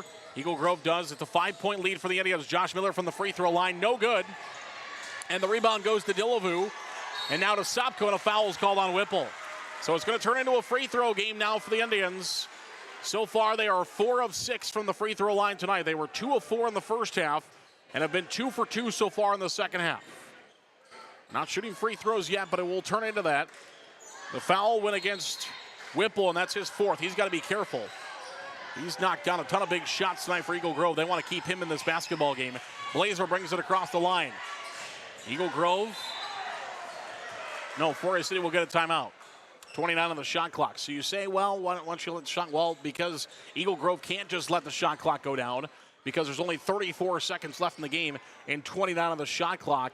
And Forest City leads by 2 possessions. Plus, Eagle Grove still has to foul 2 more times to get Forest City into the bonus to shoot free throws. So Eagle Grove, they're going to want to either get a steal on this inbound pass or they're going to need to start fouling immediately because they want to extend the length of this game, and they can't do that by letting time run off this clock.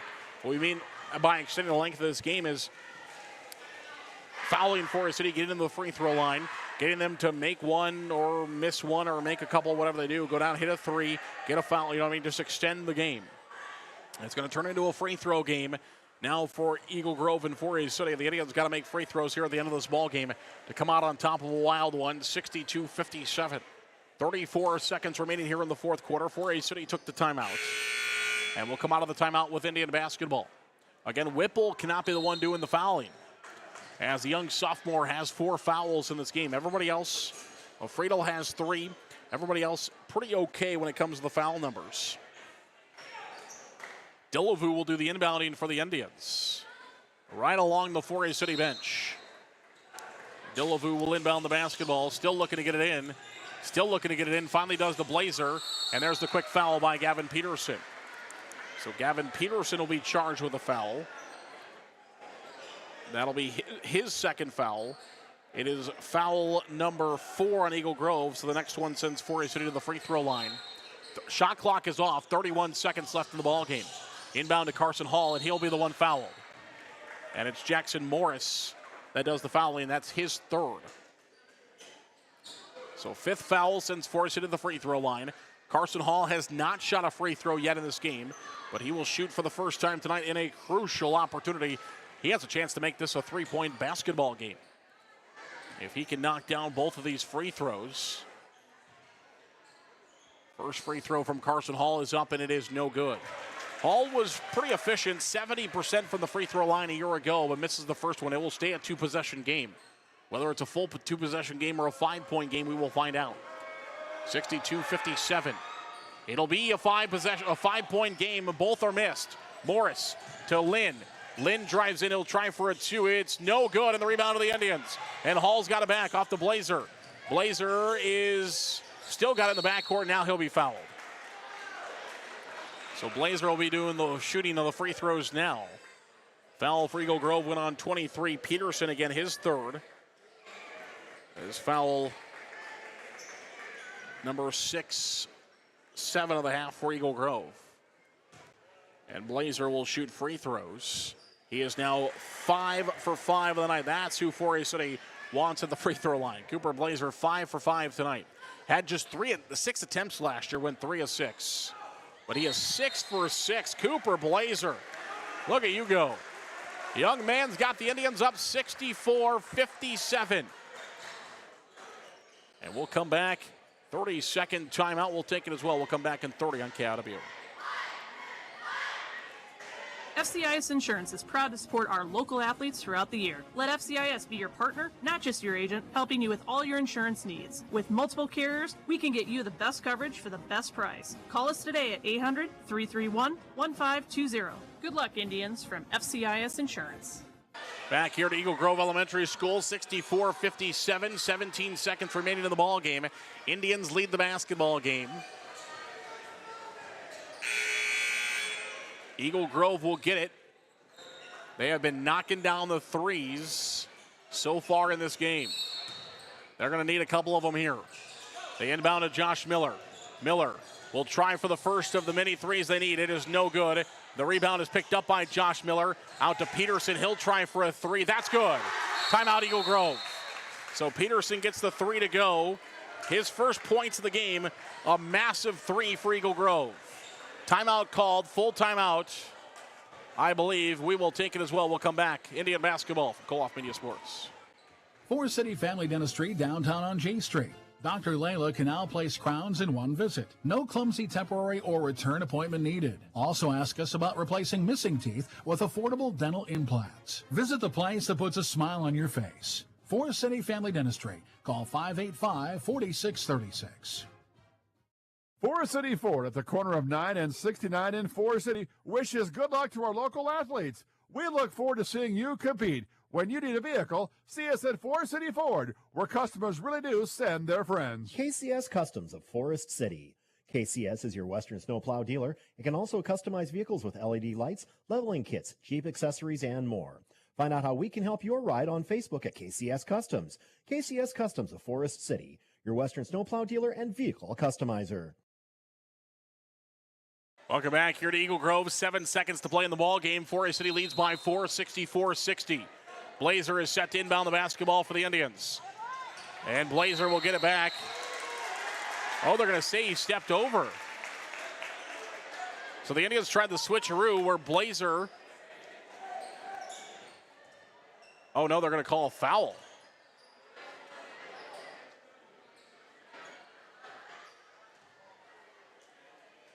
Oh, they said Jackson Morris was across the line. They're working out of the scorer's table. Originally, I thought maybe Cooper Blazer stepped over the line. So Dillevue ran from inbounds to out of bounds, grabbed the basketball, and then Cooper Blazer ran from out of bounds to inbounds and got the basketball back for the Indians. Then a whistle was blown. Originally, it looked like they were calling Cooper Blazer for stepping across the inbound line, which would be a turnover. But now it appears the Indians are going to keep the basketball, so maybe Jackson Morris was across. You got to keep a linear plane as a defender. So maybe he crossed the out-of-bounds line. Now, they had a conversation with the scorer's table. Coach Rosacker listened in, and now they're having a conversation with Coach Peterson, and that's what it appears to be. So the Indians will keep the basketball. With 7.2 to play in the ball game, 64-60.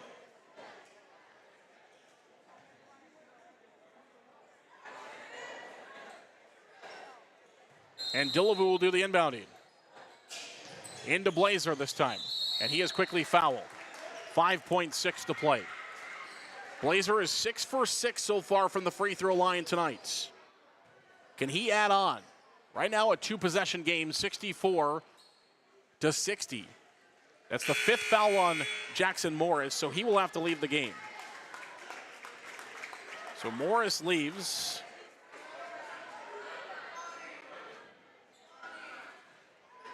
We'll go to the bench. 5.6 to play. Indians by 4, 64-60. And Blazer misses his first. Still a 2-possession game with 5.6, so it's still going to take a lot here from Eagle Grove to try to come back in the game, but not impossible. Second one goes. 5-point game. Lynn bobbles it. Josh Miller. They're taking up way too much time. Whipple gets a 3 off and it makes it, but that's the end of the ball game. So Whipple gets a 3 to go at the buzzer, but Forest City led by 5. And they win 65-63. A wild game to start the season. Just like that, we're underway with the high school boys season. The Indians win by a final score of 65-63. We'll come back. Post-game show brought to you by County Line Seeds. Comes your way in a couple of minutes here on KIOW and live at academy.com. Larson Plumbing, Heating of Fertile is your Lennox dealer. They offer energy-efficient Lennox heating and air conditioning solutions for homes and businesses of all sizes. For complete plumbing service, call 797-2219 today. Larson Plumbing, Heating of Fertile, your Lennox dealer. Matt Jennings and Troy Hall of Jennings & Hall Financial Group, located at MBT Bank, want to thank our Forest City teams for their hard work and dedication and wish them good luck this season. Best wishes from Matt and Troy at Jennings & Hall Financial Group, located at MBT Bank in Forest City. MBT Bank, based in Forest City, with 9 locations across northern Iowa and southern Minnesota to serve you. MBT supports the Forest City Indians, and we look forward to seeing our student athletes compete all year long. Good luck, Indians, from MBT Bank in Forest City. Miller Pharmacy has complete prescription services. Free delivery in town, by mail, along with curbside pickup located at the Mercy One Clinic in Forest City. Miller Pharmacy is also open Saturday mornings and gladly accepts Visa, MasterCard, and Discover. Call ahead and your script refill will be ready for you. No need to wait. Miller Pharmacy of Forest City. Missile Realty of Forest City. Whether buying or selling a home, Tim Missile and Pat Lubbock have the market experience to help you follow your dream. They are a member of the State and National Association of Realtors and are ready to help you. Missile Realty of Forest City. Call 641-582-3554. The Super Bowl in Forest City is open for league and open bowling, with Cosmic Bowling Friday and Saturday nights. Enjoy food from the grill or delicious Bucchese pizza to complete your experience. The Super Bowl, Highway 9 East of Forest City. Discover Waldorf University in Forest City, where your passion meets opportunity. With scholarships available up to full tuition, a wide range of athletics, fine arts, and over 35 clubs and organizations, there's something for everyone. Whether on campus or online, experience the support of a community that feels like home. Learn more today at waldorf.edu. WCTA is the #1 choice for fiber internet. We offer fast, reliable fiber internet for all your connectivity needs. Our employees are local and live in the communities we serve to provide you with the best customer service experience. WCTA, we are your fiber internet provider. Support for Forest City Sports comes from Edward Jones financial advisor Amy Ryan of Forest City. Edward Jones is a financial services firm exclusively serving individual investors, offering a range of investments, including certificates of deposit, stocks, mutual funds, taxable and non-taxable bonds. Additional information available at edwardjones.com. Edward Jones, making sense of investing, member SIPC. Non-taxable bonds may be subject to state, local, or alternative minimum tax. Solventum, formerly the 3M Distribution Center of Forest City. The team at Solventum wishes our area athletes good health and good luck this season. Like any good team, working together brings out the best on the field or in the warehouse. The Solventum Distribution Center of Forest City. NIAC is proud to help support North Iowa athletes. Working hard and being part of a team is a great way to learn lessons for life, and learning is what NIAC is all about, beginning with high school juniors and seniors who can start building college credits now for free. Learn more at niac.edu.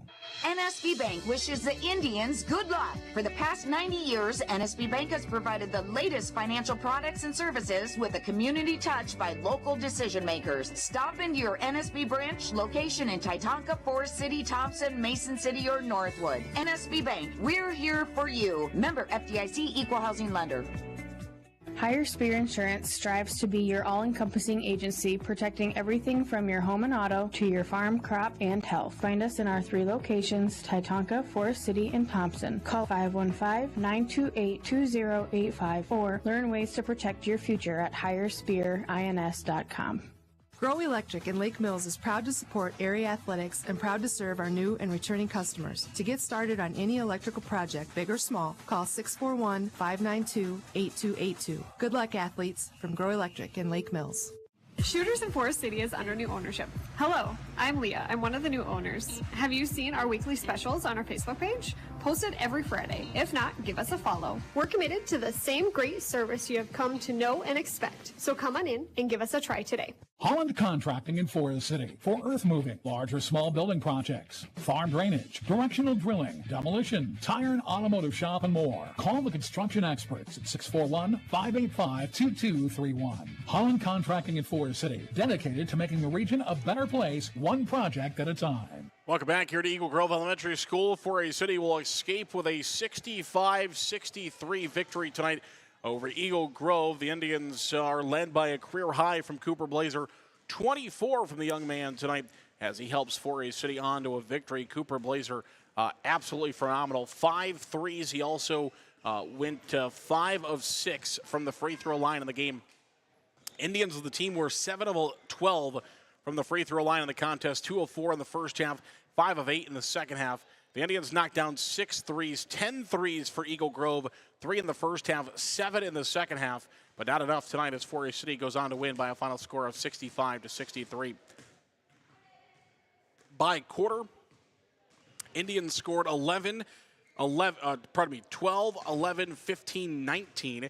Eagle Grove scored 17, 17, 17, 12 in the contest. Forest City outscored Eagle Grove in the first. Eagle Grove then outscored the Indians in the second and the third, but then Forest City outscored them in the fourth, 19-12 to win, 65-63. And if you look at it this way, technical foul from the bench resulted in 2 Cooper Blazer free throws, and it ends with a 2-point win for the Indians. That was also amidst or helped spark an Indians 6-0 run that got Forest City out in front. They were down in the contest by 3, and then the Indians get 6 straight, 2 technical free throws. Then they got the basketball back, and Reynolds scored 2, and then they got another 2. So 6 straight for the Indians off of the technical, and the Indians go on to win 65-63. Wild occurrence with the bench getting charged with the one there. Don't see that very often, but obviously something was said, and I will give credit to the official. Obviously a big spot late in the game. He didn't just automatically go right to technical. He did warn them first, and then the person on the bench, well, actually multiple of them, actually said something additional after the referee told him to stop. And so I will give credit to the referee. Obviously, if you ask him, he probably does not want to have to make that call there in that situation. But it is what it is. And then Forest City will go on to win tonight, 65-63.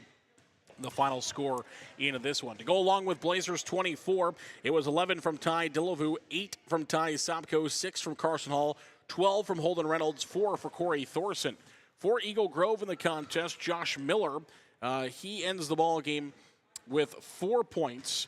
It was 19 points in the contest for Adrian Whipple. Had 10 in the first half, comes up with 9 in the second half. Eagle Grove, they get, Lynn goes nuts, has 4 threes, 3 of them in the second half. Lynn ends the game as the leading scorer with 22 points for Eagle Grove. It was also 15 points in the contest for Jackson Morris. Those 3 are in double figures. And again, I mentioned Josh Miller had 3, and also Gavin Peterson knocked down that 3 in the corner to kind of give Eagle Grove some life towards the end. He picks up 3 points in the game as well. Eagle Grove, 10 3-pointers in the game. Forest City had 6 fouls. The Indians committed 8 fouls in the first half, 11 fouls for the game. Eagle Grove committed 16 fouls in the game. Jackson Morris fouled out. It was 3 fouls against Friedel, 3 fouls against Peterson, 2 fouls against Lynn, and 4 fouls against Whipple in the contest. Forest City had 2 fouls on Carson Hall. They had 3 fouls on Dillevue, 1 on Sopko, 1 on Blazer, 1 on Reynolds, and 1 on Willie Holmes in the contest. Forest City will sweep tonight in Eagle Grove. They win the girls' game, they win the boys' game, and are off to a 4-0 start combined between the two girls. We're off to a 3-0 start. Boys off to a 1-0 start, and both teams are in action on Friday night against Garner Hayfield Ventura. We'll have the coverage for you. Rivalry night on a Friday. What could you ask for? Third game of the week for the Indian girls. Second game of the week for the Indian boys. It is Forest City and GHV Friday night at Forest City High School. If you can't make it, we encourage you to join us here on the live stream or listening live on KOW Mix 107.3. But man, oh man, if you get an opportunity, go watch that. Go watch those games. Go support the boys and girls basketball teams here this evening, on Friday evening. Get out there and check out some basketball on Friday night. Well, we've got our NBT Bank Players of the Game. NBT Bank will sponsor tonight's Players of the Game, and we'll have those for you here. We've got them actually ready. Cooper Blazer will be the NBT Bank Player of the Game on the boys' side. The young man, 24 points, career high for him, including 5 of 6 from the free throw line. His threes late in the game, and 5 of 6 from the free throw line helped 4A City. That was just in the second half. Blazer, for the entire game, was 8 of 9 from the free throw line. I should preface that and say 8 of 9 for the entire game from the free throw line. He was 5 of 6 in the second half and late down the stretch to help 4A City win this game. So he is the player of the game on the boys' side. On the girls' side, it's going to be Brenna Geeson. I thought Brenna Geeson played a phenomenal game for the Indians, kind of like what Coach Erpelding was talking about. She had 3 points in the game, which you look at the box score, 3 points, but it was everything she did away from scoring in this basketball game. Her rebounds, her passing, her teamwork in the contest, I thought was instrumental there for 4A City and really helped the Indians do what they needed to do. So Brenna Geeson will be the NBT Bank Player of the Game tonight on the girls' side. Well, I want to thank each and every single one of you for joining us here this evening. It's been a lot of fun, and hopefully you have had just as much fun as we have this evening. 4A City defeating Eagle Grove in both boys and girls action tonight as the Indians win the girls' game by a final score of, lost that one. Final score of 69-18. The final in the girls' game, and the boys' game, 4A City wins by a final score of 65-63. We're back on Friday. Thanks so much to everybody that made tonight's broadcast possible. Chloe Picard was on camera for us tonight. She did a great job. We appreciate her effort and work on the camera this evening. My name is Aaron Eggleston. Good night from Eagle Grove.